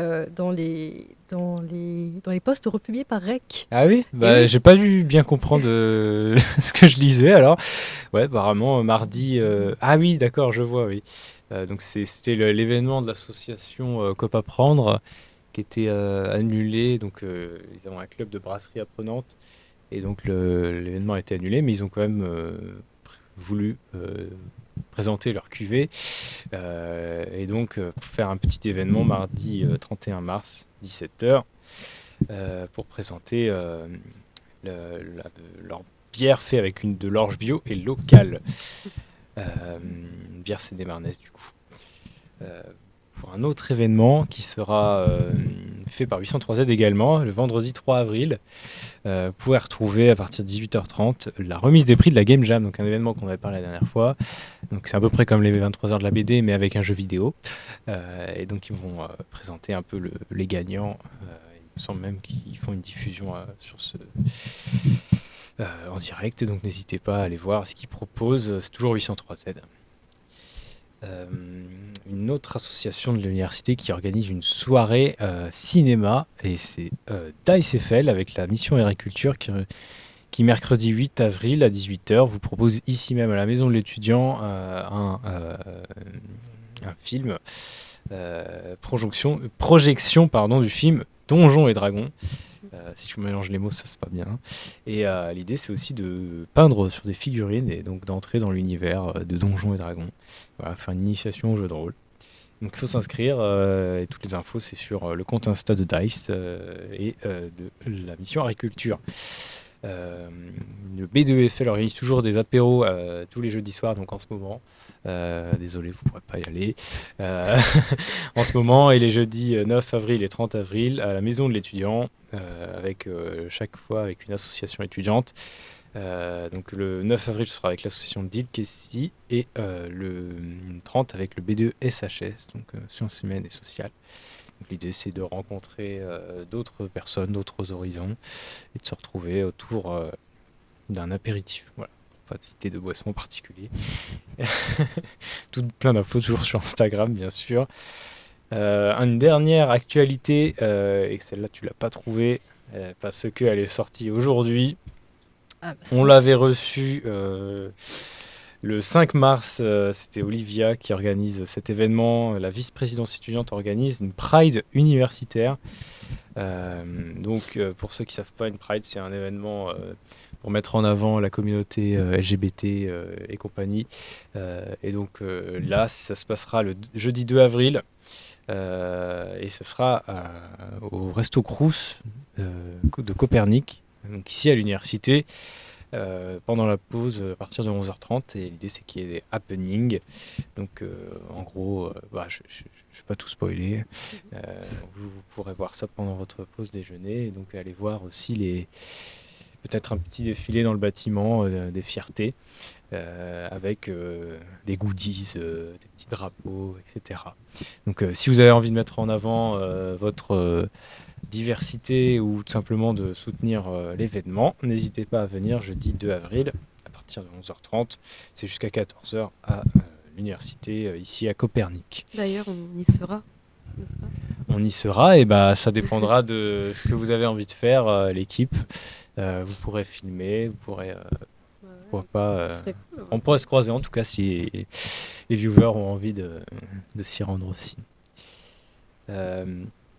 C'est tout pour moi. Je sais pas ce qu'il y a après, mais Je sais pas ce qu'il y a après. Si. C'est bien. peut-être que nos invités voulaient partir tout de suite. Oui, Ouais. tout de suite, oui, puisqu'on a un petit peu de route, mais Oui. j'ai oublié de remercier aussi l'Institut français du Togo, puisque c'est grâce à eux que j'ai pu participer au salon. Donc je voudrais remercier toute la direction, toute l'équipe qui m'ont permis d'être ici, l'Institut français, et bien sûr ma maison d'édition Graines de Pensée, et toutes les personnes qui me suivent. Merci. Si. On ne va pas vous retenir plus longtemps. Si vous devez rentrer, allez-y. Oui, merci beaucoup d'être venu. Merci. Merci Painette d'avoir trouvé un si bon invité. Merci. Et donc, On fait une pause ou pas? non, on va continuer. Juste attendre. On continue. Bah oui, c'est qui On après? continue avec la chronique de Virginie. Oui, Mission je vais vous Cléopâtre. parler de cinéma du coup. Cinéma, Cinéma. encore? On s'en doutait pas, tu vois. Après, sinon, je peux vous parler d'expression. Hein. Non mais Avec plaisir, mais ça avec commence- le cinéma. ça D'accord, commence à je être un peu réfléchis. redondant. Et, Oh. faut se renouveler de temps en temps. C'était pas du tout une visée. Vas-y. Alors, La du menace, coup, un peu. je vais commencer ma chronique avec 2 phrases et je pense que vous allez les reconnaître parce qu'on les voit beaucoup passer. La première, c'est « Il fait au moins -8000 ». Ouais. Et la deuxième, c'est « Il n'y a pas de bonne ou de mauvaise situation ». Est-ce que ça vous dit quelque chose? Oui, super célèbre. Voilà, donc en fait, si ces phrases vous disent quelque chose, c'est qu'elles viennent toutes les deux d'un film qui est devenu, au fil des années, l'un des films français mythiques, et c'est l'un des plus cultes, c'est Astérix Obélix, Mission Cléopâtre. Le film est sorti en 2002 et il a été réalisé par Alain Chabat. Est-ce que vous voyez à peu près sa Oui. tête ou tout? C'est un joueur de rugby, c'est ça? Exactement. Exactement. Donc, il joue aussi le rôle de Jules César dans le film. Et il s'agit de l'adaptation de la célèbre bande dessinée de Duberceau et de Goscinny. Uterzo. Uterso ? C'est un dé. Faute de frappe. Le film raconte l'histoire d'un pari un peu fou. Cléopâtre affirme à Jules César que le peuple égyptien est toujours un grand peuple capable de réaliser des choses extraordinaires. César se moque d'elle et il lui lance alors un défi, construire un palais gigantesque en seulement 3 mois. Pour accomplir cette mission presque impossible, elle confie le chantier à l'architecte numéro bis, qui va demander l'aide du coup de Panoramix, Astérix et évidemment Obélix. Mais évidemment, tout ne se passe pas comme prévu. Numéro bis est saboté par un rival jaloux, à mon beau-fils, et le chantier devient rapidement un enchaînement de catastrophes, de situations absurdes et de répliques du coup devenues mythiques. Ce qui fait la force du film, c'est surtout son humour très particulier. C'est l'humour classique de Alain Chabat, qui mélange plusieurs styles, comme des références à la culture populaire, des jeux de mots dans l'esprit de la bande dessinée originale, et surtout un humour parfois complètement absurde. Le résultat, c'est un film rempli de répliques que beaucoup de gens connaissent maintenant presque par cœur. On voit beaucoup passer sur les réseaux sociaux justement des gens qui mettent en fond devant eux le film et qui disent les répliques, quoi, tellement ils l'ont vu énormément de fois. C'est un peu inquiétant. Mais bon, on juge pas. Alors par exemple, du coup, il y a la fameuse scène du script interprétée par Edward Byrne qui commence son discours par cette phrase devenue culte « Il n'y a pas de bonne ou de mauvaise situation ». Et en plus, je sais pas si vous le savez, mais c'était totalement improvisé. C'était pas dans le script, c'est lui qui est parti comme ça en improvisation et qui a vraiment déballé tout ça. Ah Et je pense qu'il aurait été incapable de le Oh. refaire une deuxième fois. C'est dingue. C'est assez fort. Ah oui, vraiment, ça a Il est fort, il est été... fort. Ouais, il est fort. Ouais. Ouais. Oui, c'est incroyable en fait. Mm. Ensuite, du coup, il y a cette tirade sur... Et je crois qu'à la fin, il finit par parler d'une amitié entre artisans. Enfin, ça part complètement n'importe... Ça ne mène à rien, franchement. C'est ça qui est drôle. Et après, il y a aussi du coup la réplique de numéro bis frigorifié qui se lance avec un sérieux total. Ah, il fait au moins à moins 8000. Et ça, c'est devenu aussi un mème sur Instagram. Je sais pas si vous avez déjà vu passer. Il est enroulé d'une peau de panthère ou quelque chose comme ça, je crois. Donc aujourd'hui encore, plus de 20 ans après, le film continue d'être diffusé à la télévision et partagé sur Internet, notamment parce que ses dialogues sont devenus de véritables références culturelles. Sur Allociné, le film obtient environ 4,2 étoiles sur 5 et beaucoup de spectateurs le considèrent comme l'une des meilleures comédies françaises. Et j'ai regardé un peu les critiques, j'en ai lu quelques-unes et il y en a certaines qui sont pas mal. J'en ai du coup 3 à vous proposer, à vous lire. Alors la première, c'est des jeux de mots qui fusent toutes les minutes, un casting royal, une histoire drôle, des répliques cultes. J'ai adoré, j'adore et j'adorerai. 5 étoiles. La deuxième. Oh non, c'en est trop. Ce film est vraiment, mais alors vraiment lourd de chez lourd. Quand je te dis lourd, c'est sur tous les points. Scénario lourd, gag lourd, acteur lourd. Le trio Debbouze, Depardieu, Clavier fait vraiment fort dans la lourdeur. Pauvre Uderzo, qui a perdu ses 2 fils, Astérix et Obélix, il y a déjà bien longtemps avec ce piteux Astérix contre César, 0,5 étoiles. Pas Je me mal. déçois jamais avec les mauvais commentaires, c'est fou. Franchement, lisez le matin Waouh. les commentaires Allociné, il y a des C'est pépites. lui. Hein. Ouais. L'aigreur du. Waouh. Ouais. Et donc je terminerai par un qui m'a un peu amusé. Vulgaire, mais vive le profit. 0 étoile. Waouh. Waouh. Voilà, donc Ok. je vous pose la question à vous. Avez-vous vu Mission Cléopâtre et surtout, quelle est votre réplique préférée? Merci. Oui. Merci à toi. Waouh. Mais c'est vrai que j'ai une culture cinématographique vraiment Ouais. très inexistante. Voilà, même. Même la pas même. basse en fait. Mais il passe quasiment tous les Mais ans oui, à la télé. mais je vois. Mais Mais tu- il est sur pas- Netflix, je crois. Je l'ai revu il y a moins d'un an. Ça m'a plié de rire, encore une fois. Ouais, Mais franchement, ma moi, réplique c'est préférée, c'est le pas de palais. Ah oui, pas de Pas palais. de pierre. Pas de palais, pas de palais, pas de palais. Voilà. C'est ça. Et il y a aussi, quand il fait les plans, tout ça, il va mettre un moment, on va faire ça, ça. Et ici, un petit, je sais plus ce qu'il dit, un petit séquoia ou quelque chose comme ça. Enfin, un petit arbre. Enfin, il y en a tellement, en fait, ce film, c'est l'enchaînement de répliques cultes. Mais ouais. Marie, tu l'as Et vu? je ne l'ai pas Je ne vu. connais pas. Je ne l'ai Bon, pas on va se vu, faire une j'ai- soirée rec Mission Je vous ferai une Cléopâtre. petite liste Grave. si Mais vous voulez. Comme Aïssé, j'ai une culture cinématographique Ah ouais. inexistante. Ouais. Mais j'ai vu les mèmes et tout ça, mais à chaque fois, j'étais en mode, ça vient d'où? Mais j'ai jamais regardé le film. Mais c'est mais- pour ça, oui, il faut voir le film et après tu vas voir, tout sera clair du coup sur Instagram. Tu vas te dire, ah oui, mais ça vient de là en Et fait. une scène sur deux, tu verras. Ah purée, c'est un même instinct en fait. Bah, c'est exactement ça au C'est- final. Ouais, non, moi je repense. Il y a une version un peu dessin animé avec Cléopâtre, mais vraiment des années 60 là, où il chante le pudding à l'arsenic là. Avec, Oui, mais je sais Si, plus, si, je crois si. qu'il le chante aussi dans. Ils font peut-être une référence dans le film. Ouais, je sais plus s'il le chante aussi dans le film. Mais oui, je vois aussi. Ça, c'est pas dans le film, la chanson avec le pudding à arsenic, si? Bah, c'est vraiment ce qu'on me demande, mais je sais pas. Je sais pas, je l'ai pas vu, je sais pas pourquoi j'essaie de...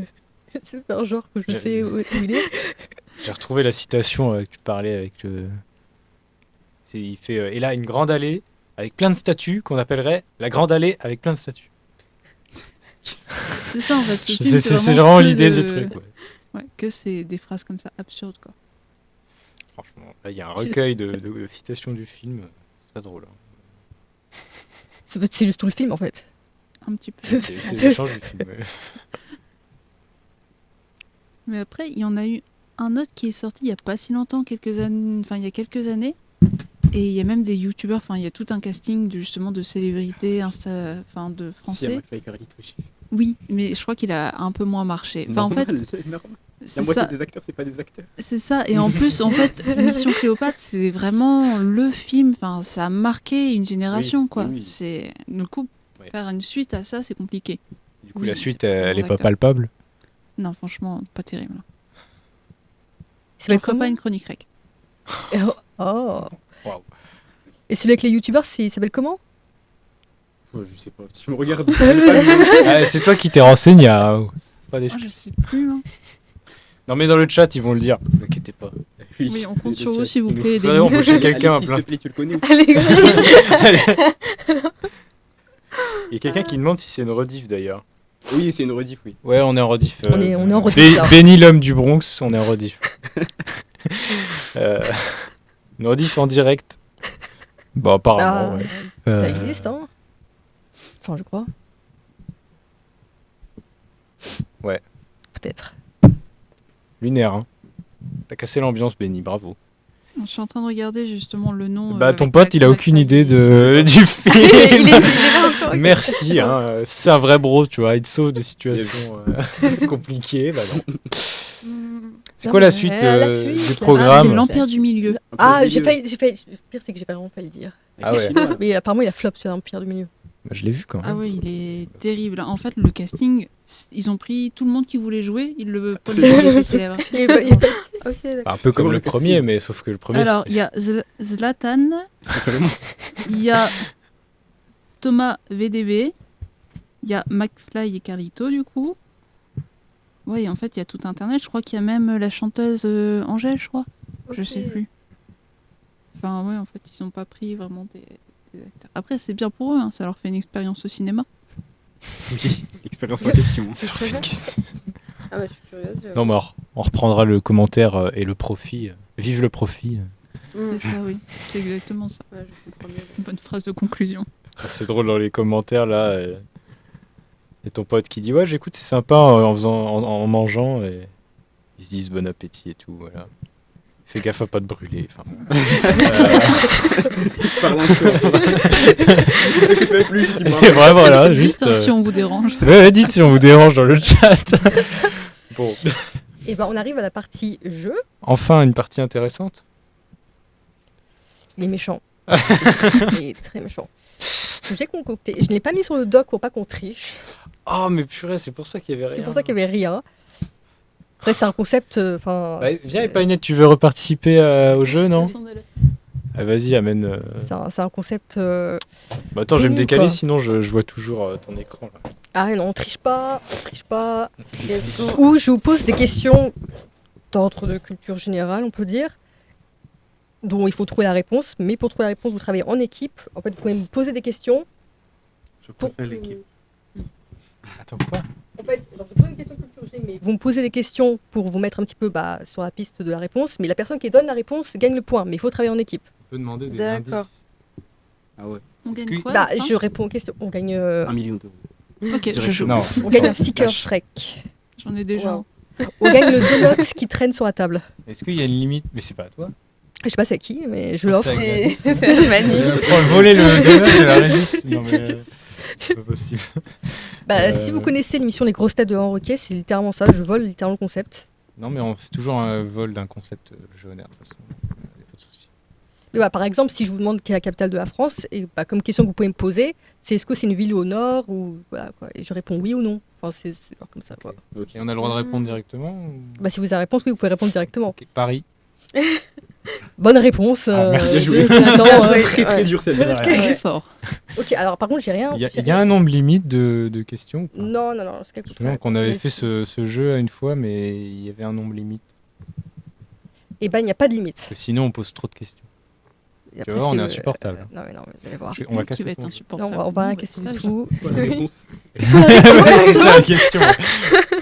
Attends, il y a le chat qui demande si on peut toujours plus jouer. insolent. Vous pouvez jouer. Bon, Et écoutez, J'ai moi pas, je. j'ai pas le chat je- sous les yeux par contre. Bah, je Non, mais, l'ai là, donc je poserai les questions pour le chat. Oui, Vas-y, bon, Manon, on va aller si tu dire. Ok. Cette équipe, ouais. Ok, première question. Quelle ville européenne, on triche pas dans le chat en regardant sur internet, Ah oui. quelle ville européenne possède le plus grand nombre de musées au monde? Quelle ville Est-ce que c'est en européenne? France? Non. Est-ce que c'est. Wow, Non, mais j'ai l'équipe, le droit de- on travaille en Est-ce que équipe. c'est Bon, dans d'accord, le ok. nord de l'Europe? La vérité, s'il te plaît. C'est dans le nord de l'Europe. Tu Est-ce as que dit c'est Berlin? Ville? Ville européenne. C'est une Et capitale? en fait, je me rends compte que c'est pas forcément. C'était une ville européenne, on peut dire. Ah, C'était- du coup, c'est en Angleterre. C'est Londres. C'est en Londres. C'est Ouais, Londres. Bonne réponse, Bien. Ah, Daisy. merci. Je L'indice- pensais à Le Londres. chat, L'indice qu'on n'a pas demandé. le chat, c'est nul. Ils ont dit Berlin. J'ai dit Berlin. Je pensais Londres. Mais je sais ils pas font pourquoi toujours partie de c'était- l'Europe, c'était hein, comme ça. sans- Non, mais le fait c'était. C'est Ça, juste. tout de suite. L'Union Européenne et l'Europe, c'est la même chose. Voilà, c'est Oui. ça. Ils peuvent pas quitter Oui. le continent. Ils aimeraient bien Déménage. sûrement, mais je sais pas pour aller où. Mais voilà. Par contre, sur Attends, et pour info, du coup, le chat proposait Champs-sur-Marne aussi. j'en suis en Bien joué. Bien joué à vous. Merci. La National Gallery de la Tate Modern, le Science Museum, donc là, je viens de citer des musées, avec plus de 200 musées. Londres arrive en tête des lieux qui en comptent le plus au monde. Derrière, il y a qui derrière? Je crois que j'ai noté, il y a qui derrière? Derrière elle se classe Berlin. Donc Ok. vous n'étiez pas loin. Bon, désolé, j'ai mal Et parlé. Paris, du coup, il est quand même sur le Paris, podium? oui, Parce qu'il y en a. Ah Paris, non. j'avais juste noté Berlin Manon. derrière, mais Paris n'est pas loin. Je crois qu'il est en 3e, 4e Manon, position. Ok. Presque. Il faut pas qu'on ait deux discussions en même temps, sinon ça devient impossible. Merde.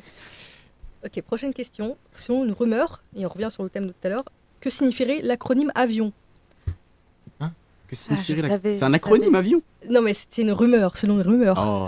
Elle a été débunkée, mais Il y a une théorie du complot qui dit que avion c'est un acronyme. c'est un acronyme. Ah C'est ouais. genre aile volante, quelque chose. T'as déjà le Ah V oui, de oui, volant. oui. Quelle Appareil. connerie. Principe, hein. Appareil, oui, pour le Appareil. A. Appareil volant. Imitant l'oiseau. Oui. Ah oui. Ah, Sans on est oiseau, peut-être de la il manque le régie. N. Imitant l'oiseau. L'oiseau Ah, mort. Non. C'est un N. Oui, volant. bon, commence par un N. Non, mais la dernière lettre, c'est vrai qu'elle n'est pas forcément M. N, N. pour N. avion. Pour avion, je crois que c'est un N du coup. Ah oui. Il est tard. N comme Nathan. Non, mais t'as le début. Ah ouais. Nat, National. Naturel. naturel. Naturel. Appareil volant imitant l'oiseau naturel. En Qui- fait, vous avez tous donné des bouts d'infos, du coup. C'est un On travail a tous d'équipe. juste. C'était un travail d'équipe. Un Point pour pour tout tout le Mais monde, on le peut dire. imitant c'était le plus dur, je crois. Donc on va dire que Bah, Gladys qui a le c'est point. Gladys qui a la bonne Gladys. réponse. Merci la régie. Merci beaucoup. Selon une rumeur véhiculée sur les réseaux sociaux en 2012, le mot avion viendrait de l'acronyme qu'on vient de dire appareil volant imitant un oiseau naturel. Cette étymologie populaire est en réalité fausse. Le mot avion, en fait, vient du latin avis, qui veut dire oiseau, rappelant l'idée de voler. Et en fait, Pas mal. ouais. C'était employé la première fois aux alentours de 1875 par l'ingénieur français Clément Ader, pionnier de l'aviation. Ah, mais il est à côté Clément Ader. Eh oui. Et bah voilà, c'est un des bâtiments. C'est l'un c'est le Du nom du campus. pire bâtiment de tout le campus. Mais il est là. Il est là. Bah voilà. Bah, vous savez maintenant pourquoi c'est qui. Tout est lié en fait. Prochaine question. Qu'est-ce que les aglés que vous voyez Je sais. tous les jours? J'ai besoin de poser aucune question. C'est le truc des lacets, le bout. Là. Bonne réponse. Comment tu sais ça?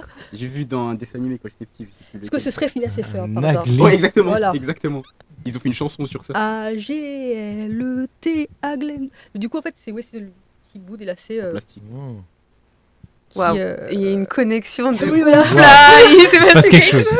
Waouh. Non, mais dans le chat, vous êtes nuls, hein, parce qu'ils proposaient des fleurs. Mais... Ouais, ok, d'accord.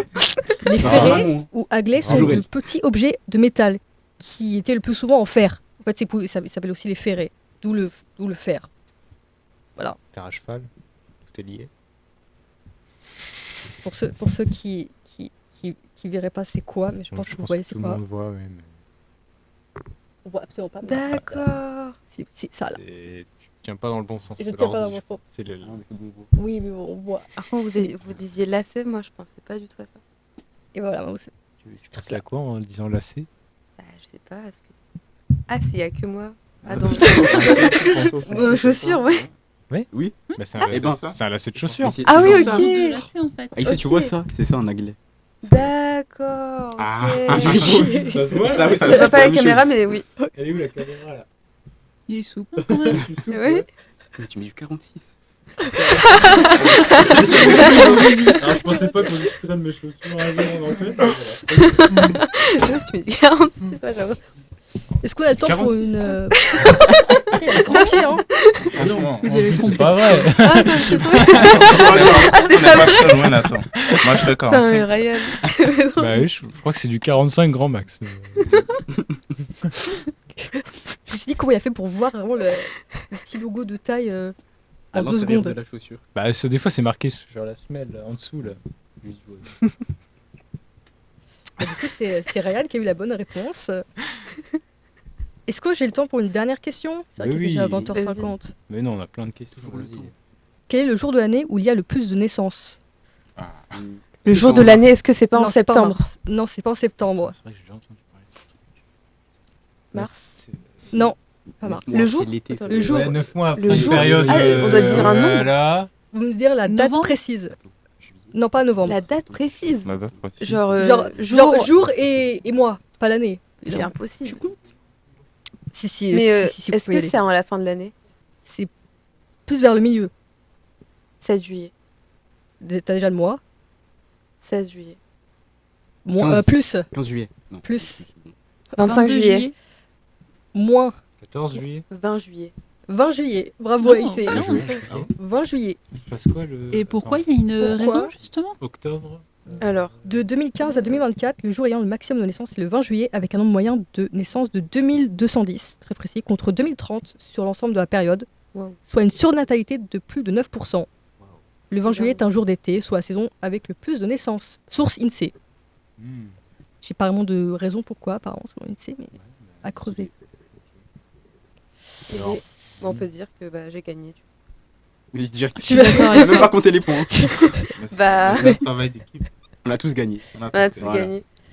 il y a la mère de ton pote qui dit bonjour. Salut. Bonjour. Bonjour madame. Bonjour madame. Je sais plus vous appelez comment. Bah, je sais pas, il appelle la maman. Alors. Bonjour La madame. maman. Question suivante. Encore une question? Oui. Ok. Bon, quelle est la personnalité préférée des Français en 2025? En 2025. alors. Jean-Jacques Goldman. Bonne réponse de Nathan. Goldman. Ça fait 10 ans qu'il est Je crois que c'est personnage ça Oui, voilà. préféré fait, des Français. Ouais. Beaucoup trop de temps que c'est ça. Ok, ça a été réponse. Je pensais que c'était faux du coup, vu tellement c'était. Non, récurrent. mais je pensais que vous n'alliez pas l'avoir, quoi. Mais c'est vrai qu'il arrive tout le temps premier pendant des années d'affilée. Ok, il allait trop vite. Encore une dernière Bon, le question. chat l'avait aussi. Bien joué Manon. Bien joué. Quel animal possède l'empreinte digitale la plus proche de celle de l'homme? Le porc. Non. Le singe. Non. C'est pas un type de singe. Est-ce que c'est un truc qui ressemble à un singe? C'est un primate. Ouais. C'est marsupio. Ah, tu l'as dit? Mais Non, c'est Ah, un marsupio. famille des marsupiaux. C'est un marsupilami. Non. Ah, C'est quoi un marsupio Je déjà sais pas c'est quoi la Je sais même pas c'est quel type d'animal un marsupio. bah, c'est les tout petits singes là, non? Je sais pas. Qu'est-ce que Je sais pas. Qu'est-ce que c'est Le un bonobo. marsupio? Non. Le Et aïe on- aïe. On peut croire que c'est un singe, mais. Non, Il y, c'est a un des- nom il y a primate. des- il y a des propositions dans le C'est un chat. nom Attends, primate. un wistiti, Non. un paresseux, Un capucin. Non. un cap. Un orang. capucin. Non. Qu'est-ce que je peux dire pour vous aider? Il est gris. et c'est tout mignon. Je vois, je crois. Avec les gros yeux, là. Oui. Est-ce que, c'est- Non, pas Lémurien. est-ce que ces yeux, ils ont des couleurs dedans Non, il n'y a pas de couleur. Non. Je vois pas. Tout noir l'œil. Un koala. Koala, bonne réponse Bah, du chat. bien vu Manon. C'est Bonne Manon. réponse de Manon. Dans le chat. Je suis allé la regarder sur internet. On est toujours médisants. Apparemment, cette découverte n'est pas nouvelle. Magiel Enberg, anthropologue et scientifique médico-légal, s'en rend compte dans les années 90. Le koala est le seul non-primate à avoir des dermatoglyphes non scientifiques des empreintes. Voilà, peut-être au mot fléché, pas au mot fléché, au Scrabble, ça peut être intéressant à utiliser. C'est d'ailleurs le seul de la famille des marsupiaux, qui comprend également les kangourous, à être dans ce cas. Donc, ces chercheurs ont révélé que non seulement ces empreintes de koala sont similaires aux nôtres, vues de loin, mais même en les comparant au microscope, il est difficile de faire la différence entre les deux. Eh ben, Alors que même d'autres espèces de primates ont par exemple des sillons et des crêtes bien différentes des humains. Par exemple en termes de forme ou de profondeur, ce qui permet de distinguer les empreintes plus facilement entre les espèces. Ok, stylé. C'est quoi là? Oh. C'est fou, hein. On n'y pense pas. Pourquoi y penser finalement? Oui. C'est une très bonne réflexion, ouais. Et bah, c'est qui a la bonne réponse? Ah, c'est Manon qui a la bonne réponse. C'est Un point pour Manon. Elle a plus de bah- points que moi. Ça n'a aucun sens. Manon qui a la bonne réponse. Alors attends, c'est quand même Aïssé qui gagne, hein. Waouh. Bien joué. Il y a Bravo. Bien joué. Ok, c'est tout. Il y a Fier plus de d'autres moi. questions. Bah, j'en ai d'autres, mais je les garde pour une prochaine fois. Oh. Bah J'aime non. bien, j'aime bien. Une dernière. On les veut. Une Là. petite. Il est même pas à Vous voulez pas 21h. que je gagne? Il y a encore des questions. Il y a eu il y a même pas une question par personne là. Je suis déçu. Ok. Non, mais en plus, j'en ai d'autres, hein. Bon, il m'en reste encore deux. Allez, on les fait. Ah, les deux dernières. Dans quel pays a été inventé le croissant? Bah, L'Autriche. C'est c'est en Europe. L'Autriche. Autriche, Vienne précisément. Bien joué. Bonne réponse de Nathan. C'est les viennoiseries. ah oui, bah oui, oui. Ouais, il a envie de te ravir la vedette, quoi. Mais clairement, mais Je clairement. tryhard, je tryhard. La lumière, c'est pas possible. Ok, vous êtes fort. Je joue jamais au jeu là, vu que c'est moi C'est qui vrai, présente, c'est donc je peux Ah. gagner. Bah, dernière question de ma liste. Ah, je crois que j'en ai aussi une autre après, mais bon. Quel est le seul pays au monde à avoir un drapeau qui n'est pas rectangulaire? Le Népal. Le La Népal. Suisse. Pas le bonne réponse de Pas Virginie. le temps de La Suisse, c'est un sortir. carré. En fait, La c'est Tu sais des. qu'un carré c'est un rectangle, donc c'est rectangulaire. Mais pourquoi ça a deux noms différents alors? Oh là. Parce qu'il y en a un qui est dans l'autre, mais pas. Alors, ouais, il y a des côtés qui sont pas très égaux. Le drapeau du Népal. Waouh. Voilà. Donc c'est effectivement pas rectangulaire. Je l'avais, hein. Je donne mon point. Je le donne. Mais non, Non. Moi, si je te donne mes points, je te donne. mais non, ça nuit à ma victoire là. Elle a Et gagné. tout ça. Mais c'est gentil. Non, ça lui merci. fout juste le seum. Ouais, c'est vrai. Sorry. Mais du J'en chocolat reviendrai si plus, tu c'est veux. bon. Ce sera pour une prochaine fois. Ça, t'as- Tiens. Non, mais je vous donne la clé du local. Je démissionne, je m'en vais. Tu serais pas un peu mauvais joueur, mauvais perdant? Ouais, perdant. Je vous donne même pas la clé, je reviens pas. Nul ce jeu. Non, c'est, mauvais joueur. Mauvais joueur. Et ben on va s'arrêter là pour les questions. Une Let's go. dernière. Excellente émission avec l'organisateur du Trophée des cartes. Et bah cette année c'est reconduit.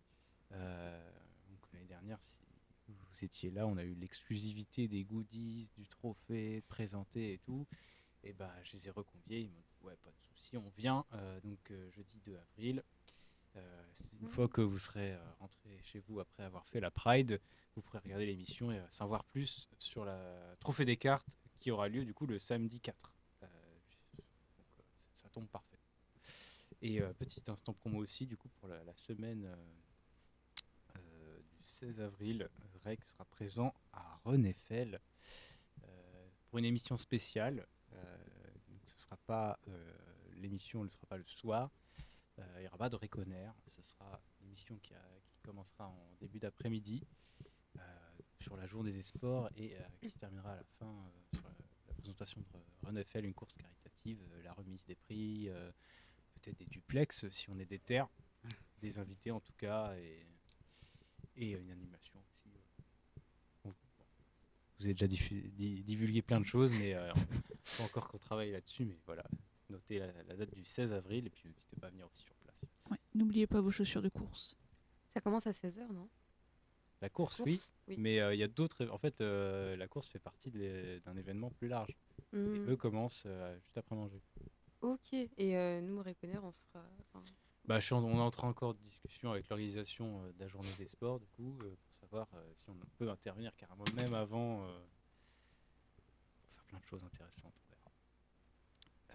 Donc si vous avez envie de venir, n'hésitez pas, ou alors vous pourrez voir depuis le live.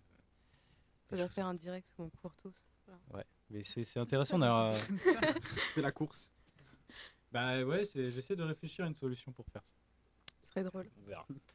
Ça sera peut-être pas mal de bricolage et de bugs en direct, mais ça sera drôle. Avec tous nos t-shirts rec. Ah oui, il faudra ramener les t-shirts rec, attention. Ce serait trop drôle. Voilà. Pour finir, qu'est-ce que je veux dire d'autre? Ouais, non, j'essaie de trouver un drone, donc je fais un appel à un ami. Si quelqu'un dans le chat a un drone qui peut filmer, j'adorerais pouvoir filmer la course, parce qu'en fait, c'est sur un tracé de 10 km. Donc j'ai pas de moto du Tour de France ni d'hélicoptère. Donc si quelqu'un a un petit drone sans permis, ce serait pas mal de pouvoir filmer. Bon, je leur sais au cas où, mais franchement, trouver un drone comme ça, c'est pas évident. Surtout sur Paris, parce que les zones sont interdites de survol. Bon, il y a plein de règles, mais bon, on y arrivera, vous inquiétez pas. Enfin bon, il faut juste trouver le drone. Ouais. À moins que tu aies envie de t'envoler... on l'accroche autour du... comment ça s'appelle? Le cormoran? Non, c'était pas ça. L'albatros. S'il n'y a pas de vent, il pourra pas voler. Hein. Ah oui. Non. On prendra un vieux pigeon qui traîne. Non, le pigeon. Bon, sur ce, on va vous laisser. On va vous laisser. Je sais plus si tu l'as dit, mais nous vous rappelons qu'il faut s'abonner ici sur Twitch. Non, il faut pas s'abonner, il faut follow. Follow, oui, attention. Ouais. Confusion entre abonner. Ah, ils peuvent. S'abonner, c'est sub, les je crois. subs, en fait, on récolte pas les subs. Méfiez-vous. Ah, bah faut changer ça. J'arrive pas à le désactiver en fait. En fait, on récolte, mais au bout d'un quota de 100 €, et sachant que du coup, le quota de 100 € n'arrivera probablement jamais pour nous. Donc ne vous embêtez pas. Si vous voulez vraiment donner, vous pouvez aller sur Hello Asso. Donc vous pouvez adhérer et vous pouvez faire un don, mais le sub, malheureusement, ne sera pas bénéfique. Si un jour on invite Squeezie, peut-être. Ouais, peut-être qu'on fera un live sur je ne sais quel jeu indé un soir avec lui, pourquoi pas. Si quelqu'un connaît Squeezie et aussi un drone dans le chat, si Squeezie est dans le chat, il peut nous prêter son drone. Non, c'est pas ça. On veut un drone, voilà. Non, on veut Squeezie. Et le drone aussi, les deux. Ah, ça. Ensemble. Ensemble. Squeezie qui pilote le drone. Squeezie, c'est le drone. Non. Ah, bon. Alors là, ça parlera. Bon. Il faut follow du coup, ne pas s'abonner, c'est parce que c'est parti de là, sur Twitch, YouTube pour ne pas rater la suite des émissions, les replays, et Insta pour les actualités étudiantes qui sont republiées par REC. Puis on annonce les émissions généralement. Émissions et invités également, donc n'hésitez pas. Et, tu te régales, les paillettes Merci à l'équipe de REC et à l'invité, j'allais dire aux invités. C'est pas encore fini, hein. Merci à toi, Marie, d'avoir présenté l'émission. Merci à la régie. Merci à tous. Merci à Bruce qui nous a aidé à la config et merci au SAV qui a réparé l'ordinateur portable. Voilà. Ah, donc il est plus RIP. Il est revenu d'entre les morts. Le SAV qui est entièrement pris en charge par le site sur lequel on l'a acheté. J'ai vu la facture. Ils ont payé plus cher de réparation que de PC, mais voilà. Oula. Le PC revient du coup. Mais le PC portable est à nouveau là. Donc on va pouvoir sortir et faire une émission dehors, dans la parcelle Y, là-bas. Inch'Allah. Inch'Allah. Inch'Allah, parce que avoir la connexion Internet, ça va être le plus grand défi. Mais bon. Bah, un partage de connexion. Pour une connexion. On en discutera en off live, peut-être. Twitch, c'est pas pratique. 144 et puis c'est tout, voilà. Ouais, encore. Enfin bon. Voilà, Si vous avez une connexion internet filaire sans fil, On est vraiment en train de demander la Un liste. drone, c'est la ouais. liste Squeezie, une connexion. Squeezie. N'oubliez pas. Hein. Je pense qu'on est fatigué. Allez. Et on Mais se créatif. retrouve c'est une vraie synergie. Je te laisse filer. Et ben on se retrouve la semaine prochaine. Même heure, même jour. Même pomme. Même pomme. Les pommes de la chance. Je- Dans le chat, mettez que vous avez la ref quand même. S'il vous plaît. J'ai pas la ref. Même lieu, même heure, même pomme. Même heure, même jour. Bah non, pas même jour. Bah, c'est vrai qu'en fait, dans le fil conducteur, il y a écrit même jour, mais finalement, c'est pas en même jour. C'est un jeudi. C'est un détail. Bah, un jour, le Même jeudi heure, le est un jeudi. jour, donc c'est le même jour. Oui, mais si je dis même jour, est-ce que c'est. Là, aujourd'hui, on est le 26 mars 2026. Du coup, Même jour, exactement. 26. J'avais jamais pris ça comme ça. même Ça fait heure. 3 ans que j'annonce même ça et que jeudi. c'était pas bon en fait. Non, mais je chipote. Voilà. De toute façon, il y a le changement d'heure, du coup, ce sera pas la même chose. On pensait à changer d'heure. Les paillettes en a marre apparemment. Non, mais- Trépigne. Il est 21. Bon, chers auditeurs, je pense que nous allons. Vas-y, va couper à la régie. Ouais, du coup, Des branches. je laisse, voilà. Et à bientôt. Voilà. Ouais, à Au bientôt. revoir. Suivez-nous. Au revoir. Salut. Salut.